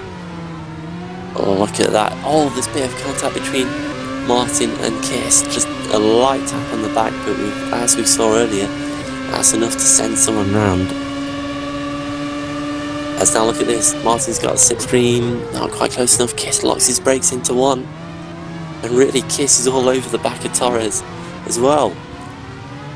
So this is really now a free car train. Oh, and Martin just gets loose coming out of 2 onto 3. Nearly puts it on the grass and potentially in the wall, but just manages to hold on to it. That's going to relieve the pressure from Kiss now with only 2 laps left to go, so there's really only a couple more opportunities for Martin to get onto the podium for a double Crown 7 Networks podium. It looked good for them for a 1-2 today, but having to do a double pit compared to one stopping pit strategy of Toman and Kiss is not quite worked out for them, but I'm sure they'd still be pleased with their positions anyway. And just to update you on positions further down, Godek has got past Thomas Savely for 7th, so Savely will have pole for race 2 if it stays the same, and it looks like something unfortunate would have to happen now for Leitner in 9th place to get an 8th place out of this race. It's Torres now, that's Kiss behind him. He also has Martin behind him, running down into the back straight as Toman is about to start his final lap of the race. Here comes Torres, Kiss and Martin across the start finish line as well. And they might just catch a little bit of lap traffic here. There's Suti and Diaz, who've just been lapped by Toman, who are not too far up the field from them, so they could come into play as well. Torres really looks more under pressure than Kiss does. Kiss is much closer to Torres than Martin is to Kiss, so you'd surely have to think that Torres' tyres have completely gone. And he's really struggling. The gap between himself and Toman has gone out. Oh, and Torres runs wide, coming out of 6. Is this going to give... oh no, sorry, that was Kiss that ran wide. And now Martin's all over the back of him. Go through 7-8, up now into this turn 9. Martin looks to the outside, now gets the switchback but can't find a way through. He's all over the back of Kiss. And one little mistake by Kiss, I think he just tried to push a bit too much to potentially catch Torres, and that's putting under big pressure now between himself and Kiss. Going into these final couple of corners onto the back straight now. Martin's definitely going to have DRS. Looks like Kiss will not actually. Kiss will probably not get DRS from Torres. As Toman comes around the final corner across the start finish line, so he will be the new leader of the championship as Torres wins race 1 in round 2 at Malaysia. Torres takes second, Kiss takes third, and Carlos Martin has spun. Oh, he's run out of fuel, has he? It looks like he's out of fuel on the final lap coming into the line. This is a disaster for Martin. He's not going to finish the race. Martin will not finish the race. He's stuck on the middle of the track. So Hodas comes around the final corner to cross the line. He's going to take 4th place. Michi Hoyer, a fantastic drive by the young German. He's going to come round down the final back straight onto the final corner, and you know, unknown to him, he's suddenly going to take 5th place in this race. A great top 5 for him. Godak for Go Speed in 6th. Thomas Savali is going to take 7th, and guess who? Oh no, Lena's spun from 8. Coming out of the final couple of corners, he spun onto the back straight. So Conti now is going to be the guy who inherits 8th place, and Marco Conti will take pole position for race 2.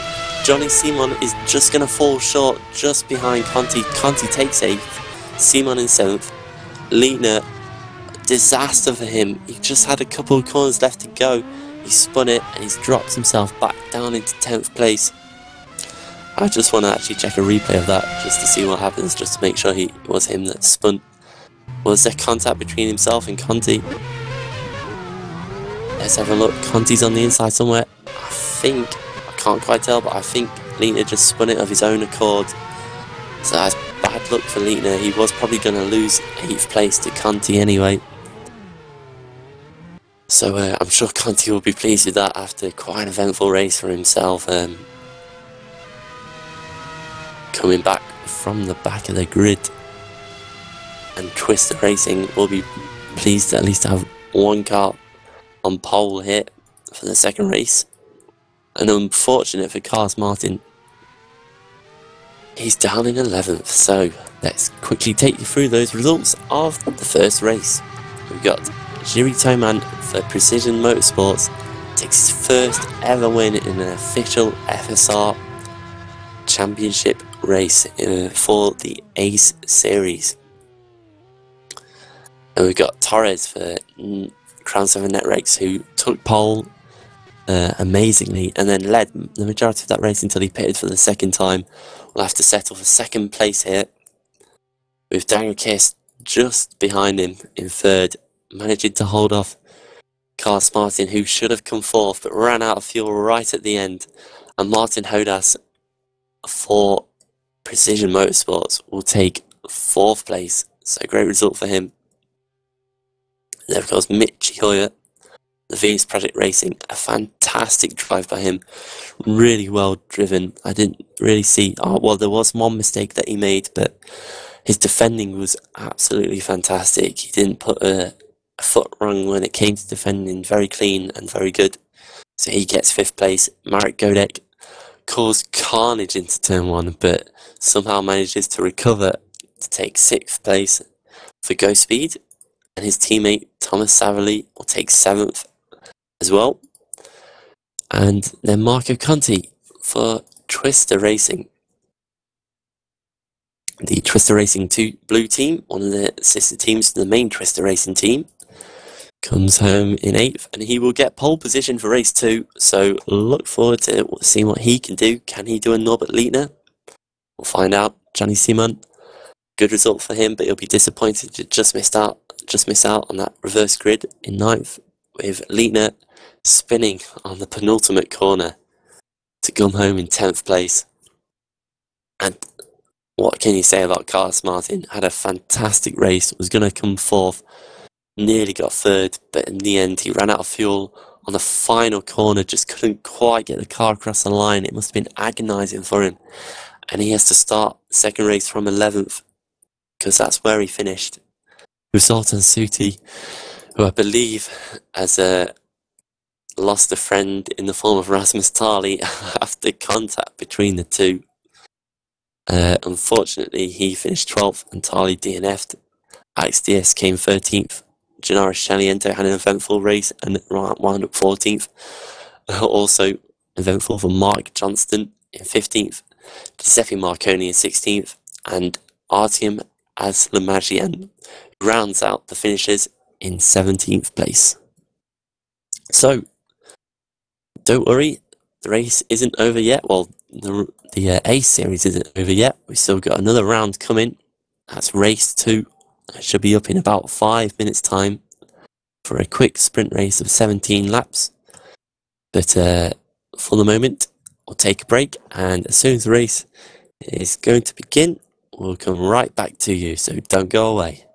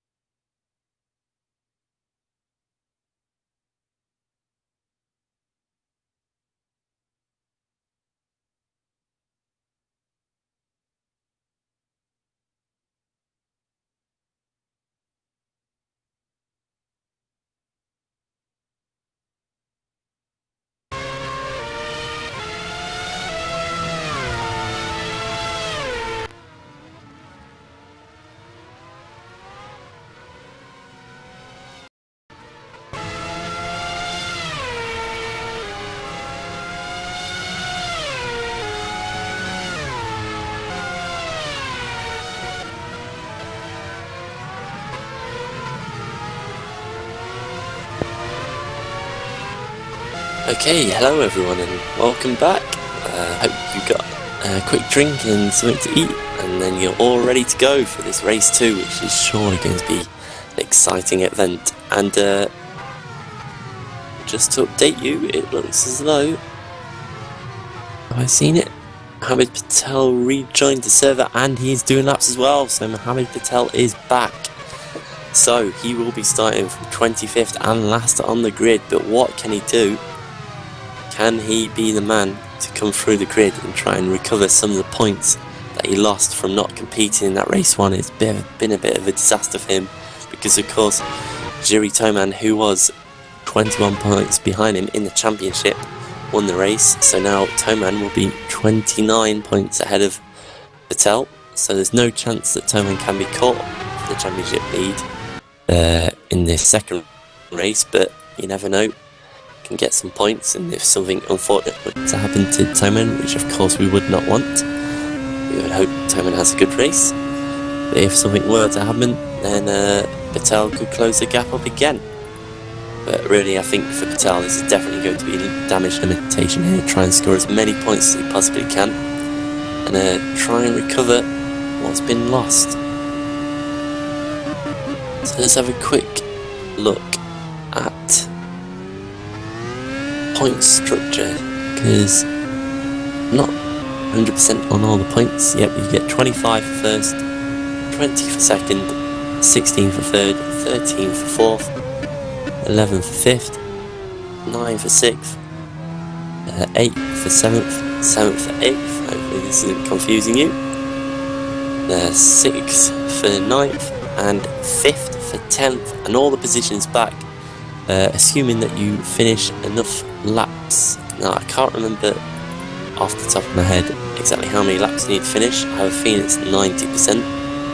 Could be something else.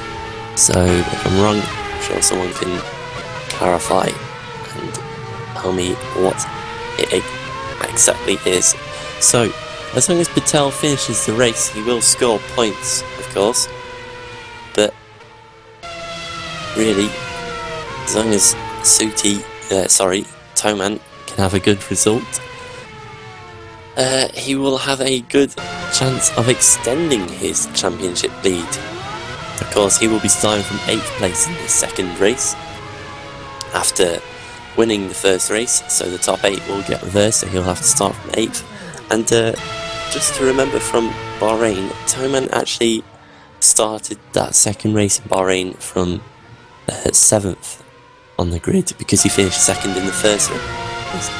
I believe he finished quite a low position. He finished in 9th, so he actually dropped a couple of positions, if that's right. No, sorry, I'm looking at the wrong guy. He finished 6th, so he moved up 1 position. So Toman didn't have the best of races in Bahrain, so perhaps he might struggle a little bit trying to get through the field here. I haven't seen too much passing from the young driver from Czechoslovakia, Czech Republic. What am I saying? About 2 decades out of date.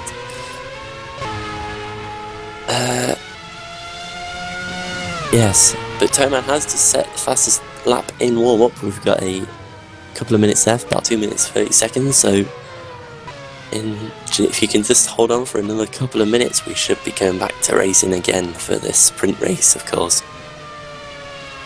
So yeah, Toman set the pace so far for 36.8, followed by Godek and Tali. I'm sure Tali will want to try and recover the disaster that has been race 1 after being taken out by his own teammate. I can only imagine what's been said in the Twister Racing camp. I'm sure they're not happy at all about the events. I'm sure they can recover from all that. But, we only have 23 drivers in at the moment, so I wonder if a couple are not going to race who raced in race 1. Patel is still in the server, so hopefully it's looking good for him at the moment. And he's just pumping in a few laps, as many of the other drivers are as well, just to getting a bit of practice. They seem to like to keep themselves warm. If it was me, I think I'd be a bit exhausted after that first race and want to just relax for a little bit.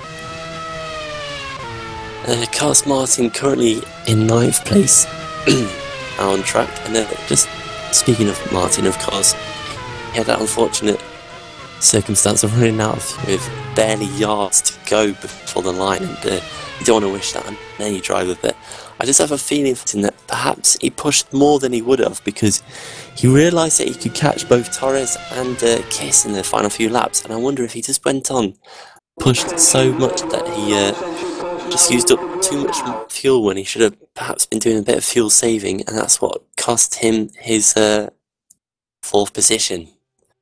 So unfortunate for Martin, but now we go to the race. We've got another about 17 seconds, so that was a bit less than 2 minutes that you had to wait for the start of the race. So yeah, it's about 10 seconds left to go now. All the drivers will be put onto the grid. It looks like Marco Conti is definitely looking forward to this one. He was eager to get out onto the grid there, as he will take pole position and lead the field round in his Twister racing car. So can Twister gain another win at the second round of the season, of course, after Patel won in the first round. So Conti takes the lead, or takes pole and takes the field around for this warm-up lap, followed by Thomas Savali for Go Speed Racing, who had quite a good run there, just losing out to his teammate Marek Godek, who I'm sure will be hoping that he doesn't lock his brakes up into turn 1 this time around. I don't know whether there'll be any punishment or not, but that will be post-race checks, which is always fun to look at after the race. So Mitchie Hoyer, my star of the race, I thought he did a fantastic job to get 5th place. Drove a near faultless race, just one little spin with a back marker, making contact with the back marker and getting a bit loose and a bit spinny in turn 2, but he's starting in 4th with Martin Hodas for Precision Motorsports, who certainly wasn't on the pace that his teammate was in that first race, so I'm sure Hodas will be looking for more in race 2. Daniel Kiss now, just getting that 3rd place there at the end, holding off Martin, but not quite being able to get back onto the terms with Torres, or signed 6th, and Torres himself, who took pole position in race 1, will start now in 7th place. But Jiri Toman, our race winner from race 1, it really will be exciting to see how he runs through the field, and I'm just getting word, yeah, I can confirm that as well, that Hamid Patel has left the race. So all you Patel fans out there, I'm afraid to say, there'll be no Patel for round 2, no points, no starts, nothing for him. It's unfortunate for the young Brit.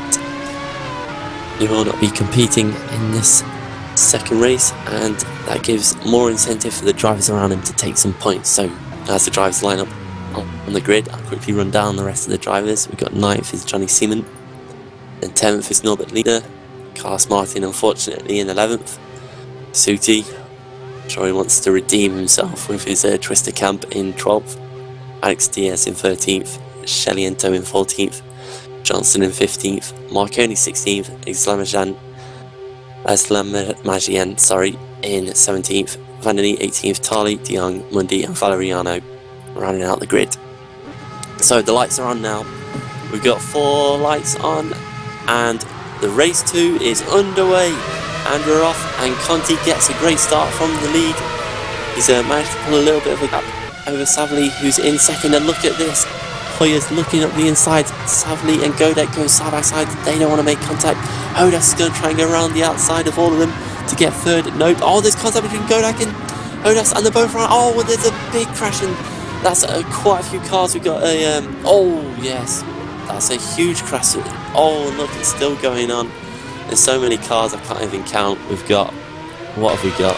We've got Vandeni, Valeriano, De Jong, Torres, Liedner, Martin, Godek, Tali, Hodas, Diaz, Sheliento and Johnston. Johnston stalled on the grid actually, all crashed. Quite a few out of the race. I think we're still green at the moment, no sign of a red flag anywhere. So we are still going. Conti leads from Savali, from Hoyer up to third. Great start again by the young German. Daniel Kiss in fourth, Toman fifth, Johnny Seaman in sixth. The Suti, look at that, he's got no front wing and he's holding up a whole bunch of cars. We've got Marconi, Van den Eek. Oh, this contact, Marconi goes backwards, Mundy gets involved as well. Valeriano just has to get out of it. But really, from about 7th place back, everyone was involved in that first corner. It was only really the top 6 that got through unscathed. There's Suti gets out of the way now, and Van den Eek, Marconi, Mundy and De Jong all get through. So Suti will be pitting in at the end of this race, and this has really been a race to forget for Suti. Can't go much more wrong for him. Valeriano's surely going to come through in 12th as well to overtake him, as Suti does now pit. Martin carries on it in 13th, and of course, just to update you on the guys who are out of this race already, and the big name of course is Alvaro Torres, who you saw flipping and going upside down, unfortunately losing his wings out of the race, so that's terrible for Netrex. It's been a bittersweet weekend for them now. Sheliento's out, Mark Johnson of course didn't get off the line, and Artyom Aslamajian is out as well, and we've got a whole host of cars in the pits. A good 4 cars in the pits. Martin Hodas is still crawling around the track, he's got no wings or anything, he's really struggling.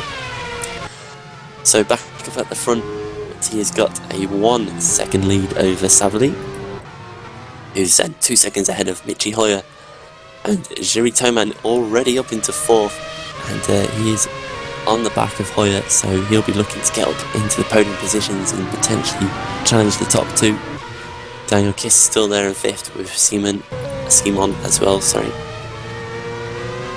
As Hodas finally makes it back to the pits, and you've really got to feel for the precision driver here. He was just caught up in that accident. Well, it was him up the inside of Godek, really. It spun Godek around. I don't know who to blame. I'm sure that'll be for the race stewards to decide after the race if anyone feels there's an appeal coming, which surely a crash that's pretty much affected over half the field is going to result in some more penalty for someone, as Lina goes bounding across the track into the wall, and Leitner is out of the race.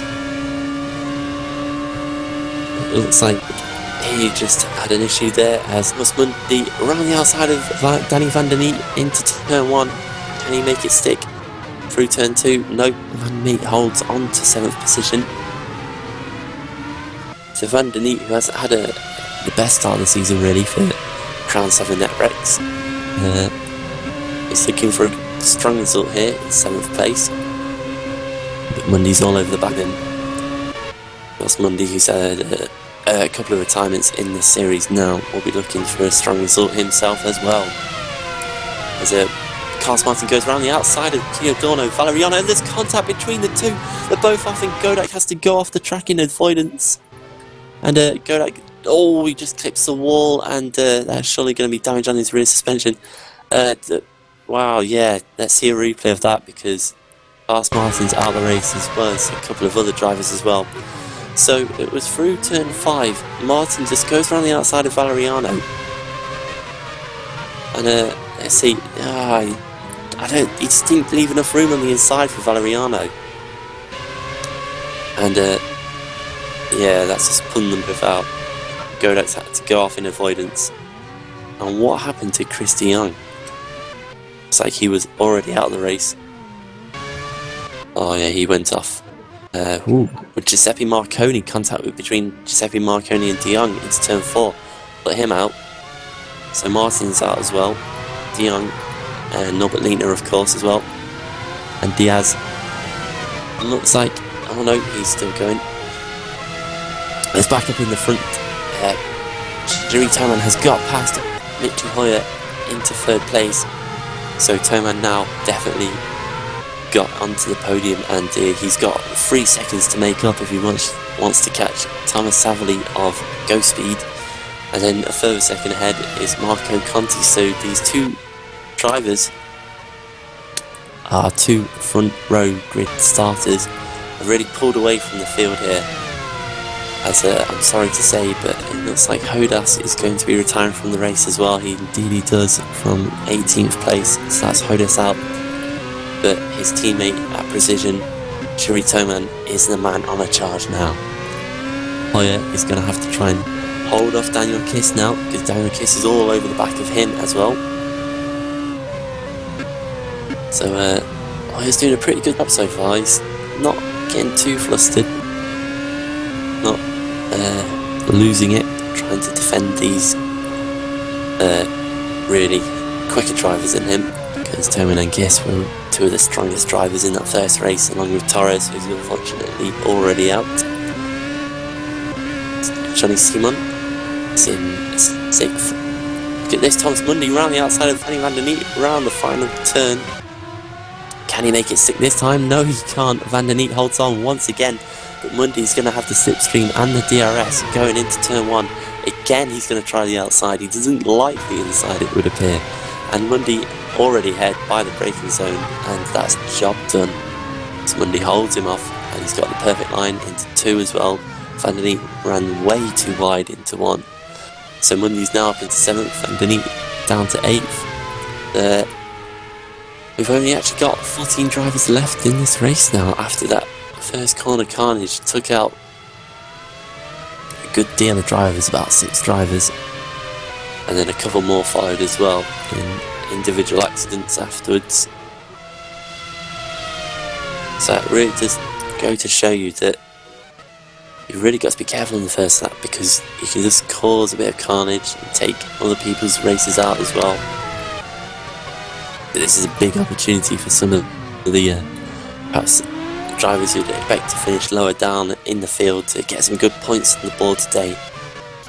As I said before, 10th one back, you get 5 for finishing the race, but after that you're going to get 6, 7, 8 and even more points as you finish higher up in the order. And, look at Thomas Savely now. He has started to fall back quite a bit from Conti. He's now 2.9 seconds behind, so he's dropped a lot of pace in the last couple of laps. And he's only about 1.5 seconds ahead of Shuri Toman. So Toman's going to be all over the back of Savely by the end of this lap, you'd have to assume. In that fantastic looking Precision Motorsports car. Oh, and Jaakko has just pointed out, very importantly, that Savely has got a different set of tyres from, well, most of the field really. Everyone's on the whites with more tyres, apart from Savely and Van der Neet and Giuseppe Marconi. Sorry, on the white sidewall tyres, which is the softer of the 2 tyres. It's the medium compound this weekend, and the orange sidewall tyres are the compound, the hards. So expect Savely to be slower than those around him on the mediums, but perhaps it could pay off at the end of the race, because this is only a 17 lap race and you're not going to pit unless you really have to, because if you pit in a 17 lap race you're not going to be able to make time up over the rest of the field. So if he can just hold on to the car and remain in distance with some of the drivers around him, and you never know, at the end of the race Savely could be the man to watch. But at the moment it's definitely Toman right behind him who's the man to watch. He's only 0.7 of a second now. He's got a good exit out of the final corner. He's going to have the slipstream and the DRS going into 1. Then here he goes, he's going to try and skip the inside. Oh wow, Savely just didn't close the door enough, and Toman, absolutely fantastic driving, just sneaks up the inside, gets it done under braking, and Toman is now up into second place. To Savely just gets a bit loose coming out of 1, trying to get on the power too early. So now Toman has only got 4.7 seconds. Well, I say only, that's still quite a bit. 4.5 seconds to make up on Conti, but he's only got 10 laps to do it. So he's going to have to make up about over half a second per lap on Conti if he wants any chance of taking the clean sweep of the weekend, which will be the first time it'll ever be done in Ace, since it's only the second round we've ever had this new format of 2 races, which I think has worked out pretty well so far. It makes the series a bit different compared to World Championship, and gives you guys at home something enjoyable to watch as well, in terms of 2 different races. You get a nice short race at the end as well, where everyone really has to go for it. You can't really run around and wait, because as soon as you get held up behind someone, that's it, you're probably not going to catch the guy ahead of him as well. And looking at Toman's splits, it actually appears like he's dropped further back from Marco Conti here. So the gap has actually gone out to 5 seconds now. Or was it 5.5? I may be getting it wrong. I think it was actually 5.5. So as he comes across the line, yeah, it's dropped a little bit. Yeah, it was 5.5. So he's actually gained time on Conti in this last lap. He did a 37.7 compared to Conti. He actually did a 37.5. Sorry. So Conti was a little bit faster, but of course Toman had to get past Savely at the start of the lap, so that might have just cost him a bit of time in that first sector. Can't actually see the sector time, so I don't know.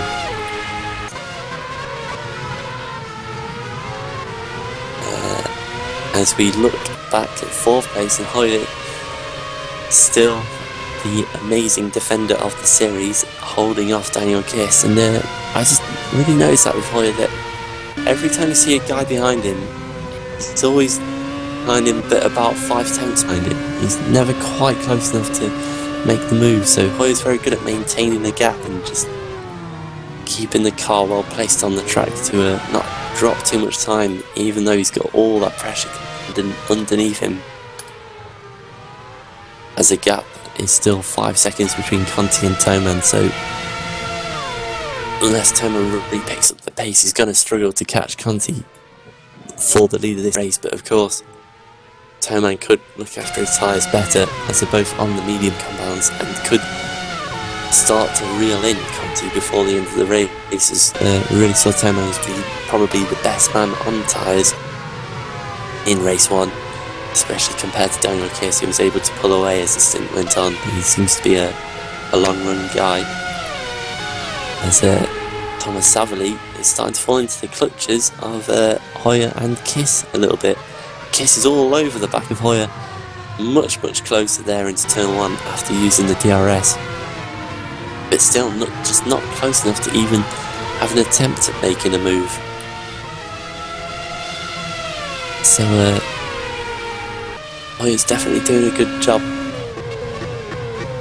Again, that's gaps down to about 3 tenths of a second, so Kiss is within range if he could get down straight and maybe get some good speed. But I have noticed, especially at Bahrain, it was quite noticeable that the Twister Racing drivers didn't always have the best straight line speed. They would often be down on their competitors and really struggle to make an impact on the drivers around them when going down the straight. So maybe that's a theme again for Twister Racing. That might cause Hoyer to, Kiss to struggle a bit and trying to overtake the likes of Hoyer and Savely as well, which you can clearly see on screen. He is being caught by and Kiss. It's only about a second between Savely and Hoyer now. So Hoyer will have the DRS to use, and will surely close up down the straights as well. Under braking, yeah, he looks good under braking, does Hoyer. Savely's just able to keep the car well placed, keep a clean line, but Hoyer's far closer now. Only 3 tenths of a second between the two. He's going to get the DRS. Will he get close enough before the braking zone? No, he won't. So Hoyer will have to hold behind Savely, but of course he's got the biggest job of them all, because he has to think about Kiss, who's on his gearbox as well, as Savely just gets a bit wide coming out of turn 2 there. Could have cost him a little bit. He's held the car as he comes into turn 4. As we look now, and Kiss is all over the back of Hoyer. He wants to get past Hoyer as fast as he can, but Hoyer will be thinking more about Savely than Kiss, you'd have to imagine, as these guys have really dropped off. Jerry Toman, they're now 5 seconds behind Toman, who is only edging into Conti by about a tenth per lap, so not much change at the front.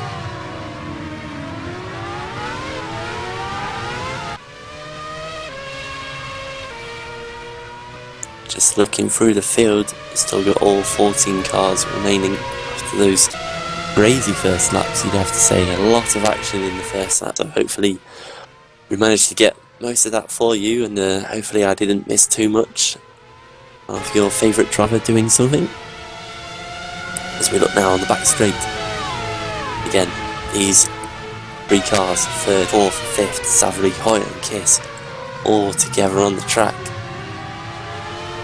But no one's really able to close up with the DRS, and I think that's something that's really worked out for FSR, is they haven't made the DRS too strong in this series, so you're not seeing cars breeze past each other as Hoyer too far away and loses out and breaking into turn 1, so perhaps being a bit careful there, not wanting to run into the back of Savary under braking, as he can't find a way past at the moment as they go towards turn 4.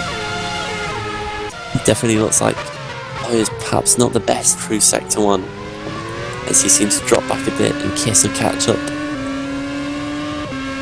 with Hoyer, but then Hoyer manages to pick it up in the 2nd sector and allows him to really get into the back of Savary for the final sector. But again, this doesn't seem quite close enough, so you'd have to assume that Savary is perhaps running slightly less wings than Hoyer and Kiss. As Sultan Suti comes into the pits from 12th, so this could surely only be because he wants to get fastest lap, maybe.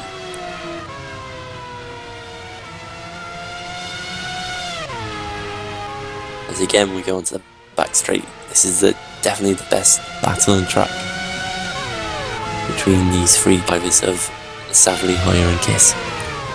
They are just a little bit too spread out, so it takes an interesting wider line into the final corner to try and get a better exit onto the pit straight. It nearly cost him against Kiss, but he has got a good exit and he's right up behind Savary now. This time, can he think about making a move? Will he think about making a move? Oh, Savary felt the need to defend at the very last moment there and compromise his entry into turn 1, and that's allowed Hoyer to get all over the back of him into this complex of corners where they still run near nose to tail, just a little bit of a gap between the three of them. Savary holds on again as we now go on to the 12th lap of this 17 lap race, so there's hardly any time left in this race as Marco Conti leads from Jiri Toman at 4.5 seconds. Then we've got this epic battle between Savary, Hoyer and Kiss for 4th, 5th and 3rd, 4th and 5th. In 6th place, all in the world on his own, is Johnny Simon. I'm sure he'll be pleased with his position, but perhaps getting a little bit bored with not too much going on. Thomas Mundy currently in 7th, at a couple of seconds ahead of Danny van der Neet, who we of course passed a few laps ago. So van der Neet's held on fairly well, with Giuseppe Marconi in 9th and Giordano Valeriano in 10th. There are 4 runners after that, with Rasmus Tali, who unfortunately has had another bad race after getting caught up, as many others did, in that first corner carnage. Marek Godek as well seems to be involved in all the first corner carnages today. As Hoyer now right on the back of Savary, coming into the corner, he's going to have a look at this and he's going to think about going up the inside. Savary comes across at the very last second under braking, and Hoyer just has to hold station. Kiss looks at the inside, locks his front brakes into 2.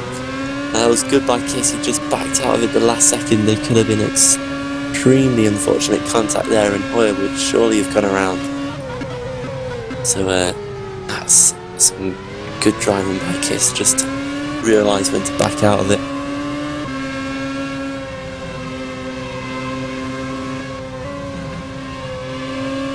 But again, these top 3 all run nose to tail effectively.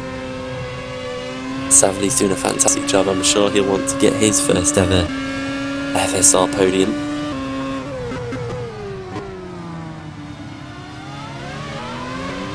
As will Hoyer too, to be fair. Both these drivers have yet to have a podium. Kiss of course got his first podium of the season, and first podium the series, I believe. Yes, he did, yeah. Of this season for Ace, for Twister Racing.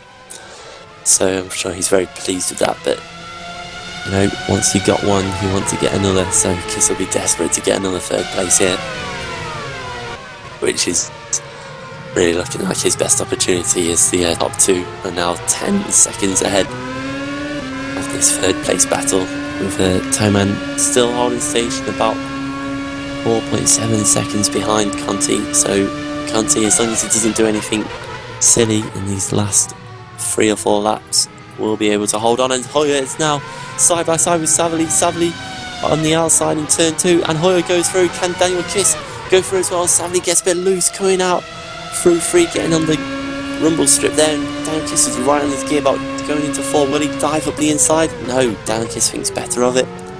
Holds station in 5th place, so Hoyer up into 3rd place, onto the podium. So very good defending by Savali there, but eventually it just got the better of him. I just want to have a quick look to see if it was just simply slipstreaming down the straight. What happened to Savali coming out the final corner?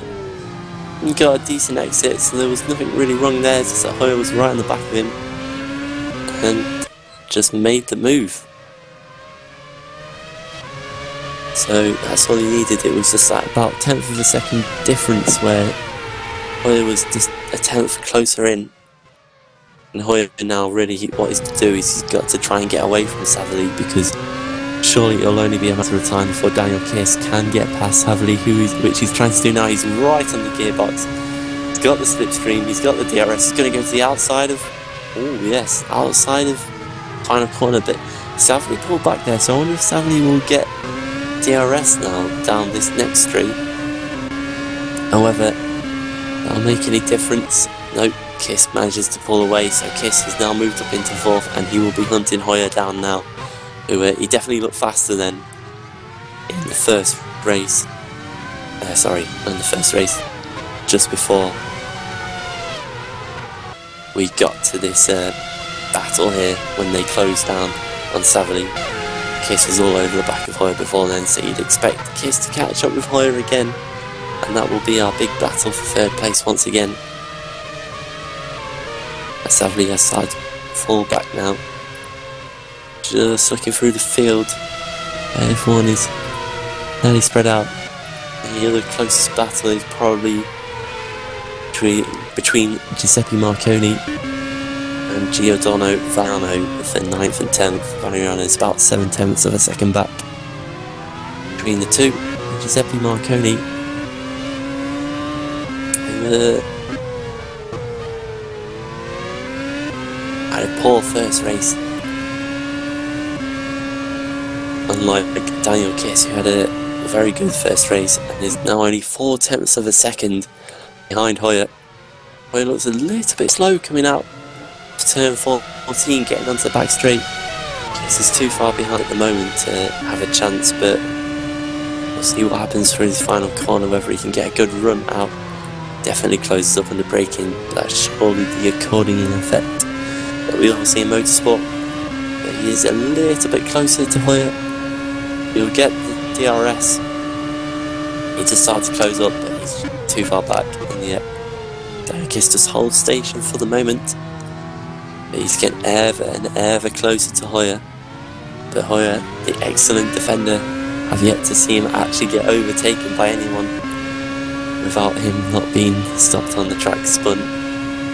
Oh, well, actually, that's a lie, because he did get passed by Torres, but Torres was on better tyres in race 1, so that was always an inevitability, really.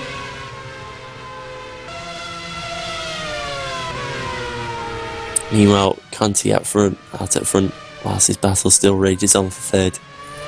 Conti is on his penultimate lap now. Can you believe we're there already? As Marconi and Valeriano once again battling it out for 9th and 10th place. Marconi for faster than speed. I think not their main team, but their sister team. It's just holding off Valeriano and Hoyer is doing against Kiss. Hoyer just locks his brakes up into turn 14. Kiss might have a better run now through this back straight onto the final turn. What can Kiss do? So right up to the gearbox. Now he's surely, yeah, look at that, he's right on the gearbox. He needs to get good exit out of this final corner. Can he use the slipstream and the DRS to get close enough? Hoyer doesn't think so, he's taking the normal line at the moment. Kiss looks a little bit too far back. Hoyer's thinking about getting a bit defensive, he does. So he's compromised his entry into turn 1, and Kiss will be all over the back of him through 1 and 2. And Kiss, oh look at that, he's nearly got to the back of him going out of 2. Kiss is right under the gearbox, he's got a good chance to 4 now. Will he think about taking a little... Oh look at that, he's going around the outside, that's never going to work through 4. He has to back out of it. The nature of the corner with the camber, really, the camber kind of falls away from you through turn 4, so an outside overtaking either isn't really possible there, but Darren Kiss gave it his shot, and he really has to, because this is the final lap of the race. It's come so fast I didn't even realise. So this is his last chance really, he's going to have to do it.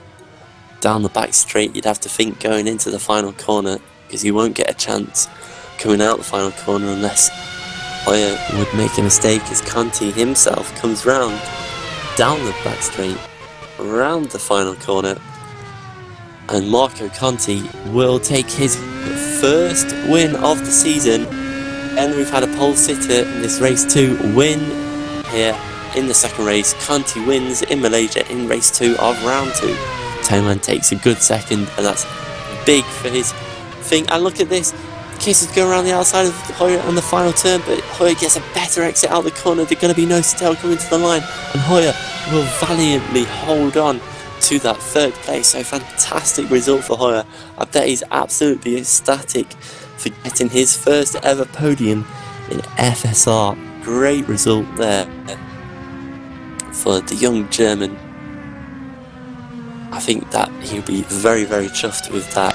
We've got Kiss in 4th, Savali in 5th, Johnny Simon in 6th, Thomas Mundy, great result for him in 7th, getting to the end of the race, Danny Van Der Neek in 8th, Giuseppe Marconi looks like he's going to hold off Giordano Valeriano for 9th place, the last position where you get 6 points before points go down to 5 points, sorry. So Mick Marconi just holds on to that. Valeriano takes 10th place. Razmatali will come around on the final corner for a dismal weekend. The Twister driver to take 11th. Suti also another trusted driver with a weekend to forget, takes 12th. Marek Godek, you'll want to forget about his first corner antics this weekend, will take 13th, and Alex Diaz, who was a lap down, has already completed his race distance and finishes 14th. So, an absolutely fantastic race there. Messy and a bit hectic in the first couple of laps, but we had some great battles throughout, mainly between Mitch Hoyer, Daniel Kiss and Thomas Savali. So thank you guys for creating such an awesome battle. But Conti, you can't take it away from him. He got his first win of the season. He took pole position, he got a good start off the line, he managed to avoid all the carnage into turn 2 and ended up taking the win quite comfortably in the end, really. Toman wasn't really able to answer any questions that he threw at him, and but I'm sure nonetheless Toman will be very pleased with the way this weekend has gone. He's gained 68 points in the championship, so he'll be championship leader, whilst the previous championship leader of Mohammed Patel did not compete, unfortunately, and he will gain no points. So Toman, I believe, will be 45 points ahead of Mohammed Patel, but I'm pretty certain there'll be 1 or 2 drivers in between Toman and Patel as well. So unfortunately, I can't do the maths for everyone in my head right at this time, but of course you can check out all the information on the race results, on the finishing positions, and on the driver stats and team stats as well. You can check that out on GP Cars in your own time, so definitely check that out. And of course, go to Race Department and the FSR website as well to catch up on all the latest news. So a great first race of the weekend, or first two races of the weekend, but that's not it for the weekend. We've still got two more races to go. We have the Pro Series, which is the third tier of FSR, coming up tomorrow morning, and we'll be invited along to Christy Young and Johnny Simon in that for a fantastic round of the guys who are new to the FSR series, well, more new and upcoming drivers, see how they get on. And of course, then the big race as well. At 5 GMT, the lights go out for the World Championship race as the likes of Morgan Morand and Bono Huis go head to head once again for the World Championship crown. And I believe a couple of extra invitational drivers, you could call them, turning up as well. The likes of Atsay Kirkov and let me see if I can say his name. Alexei UC Yakola, who is an iRacing driver that you might know of. Alexei, I believe it is. If I've said that wrong, then that's my fault because I don't know my driver names. But I'm sure you know exactly who he is, and it'll be fantastic to see him turning his wheel, taking part in the World Championship for Aventa, the SimRacing team tomorrow. So look out for him and look out for all the other drivers you know and love as well. So, closing words, you have to say that the Ace race today has been fantastic. Unfortunately, a few drivers couldn't make it, but you can't take anything away from Chiri Terman, who really stood out as the big driver today, the top guy who drove probably better than any other driver on the grid, and took his first official Ace Series win, and to take the points lead as well for Precision Motorsports. So he'll be their man to try and take chip, and you never know, we might have another Bono Huis in the making. But that's all for me for now. So again, join us tomorrow at 2 GMT and 5 GMT for the Pro and World Championship races. But apart from that, that's all it for Ace. You'll be able to catch us in about 3 weeks' time at an event. I have no idea what it will be because it's still to be announced, so that's exciting as well. So join us again for some more action from the Formula Sim Racing Ace Series and the Pro and World Championship Series tomorrow as well. Thank you. Good night.